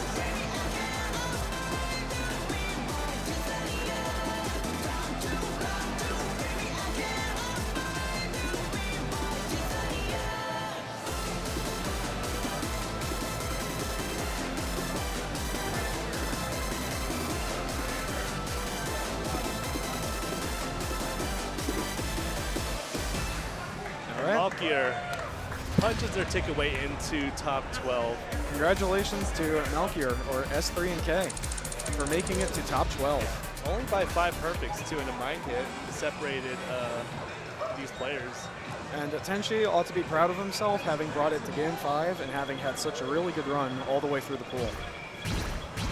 So we are on our way to a very exciting, very hype-worthy top 5.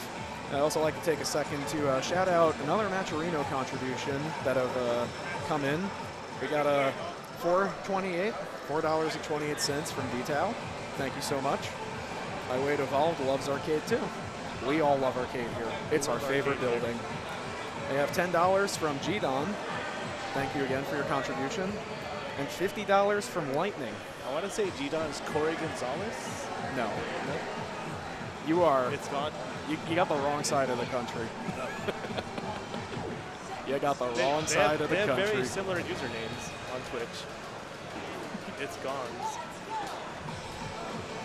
But yes, so thank you, Lightning, for your donation to all them big bosses. All right. Well, this is going to be where I hop off comms, at least for a little bit. I may be back for some of the final matches, but I have to play in short order. So I will be up there, you will see me play, and perhaps you will hear me again later. But until then, appreciate all of you for tuning in. Thank you for watching and following along with a very, very enjoyable, I guess this would be like the first tournament of 2025, huh? I believe so. At least in terms of like large SMX events. I think this counts. But yeah, talk to you all soon.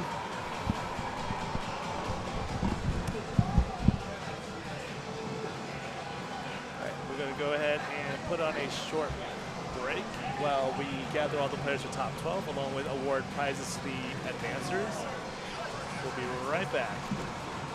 And once again, shout out to our sponsors, Varcade PvP Arena, Red Note Gaming, and Bending Grid. We appreciate you all very much for supporting our community.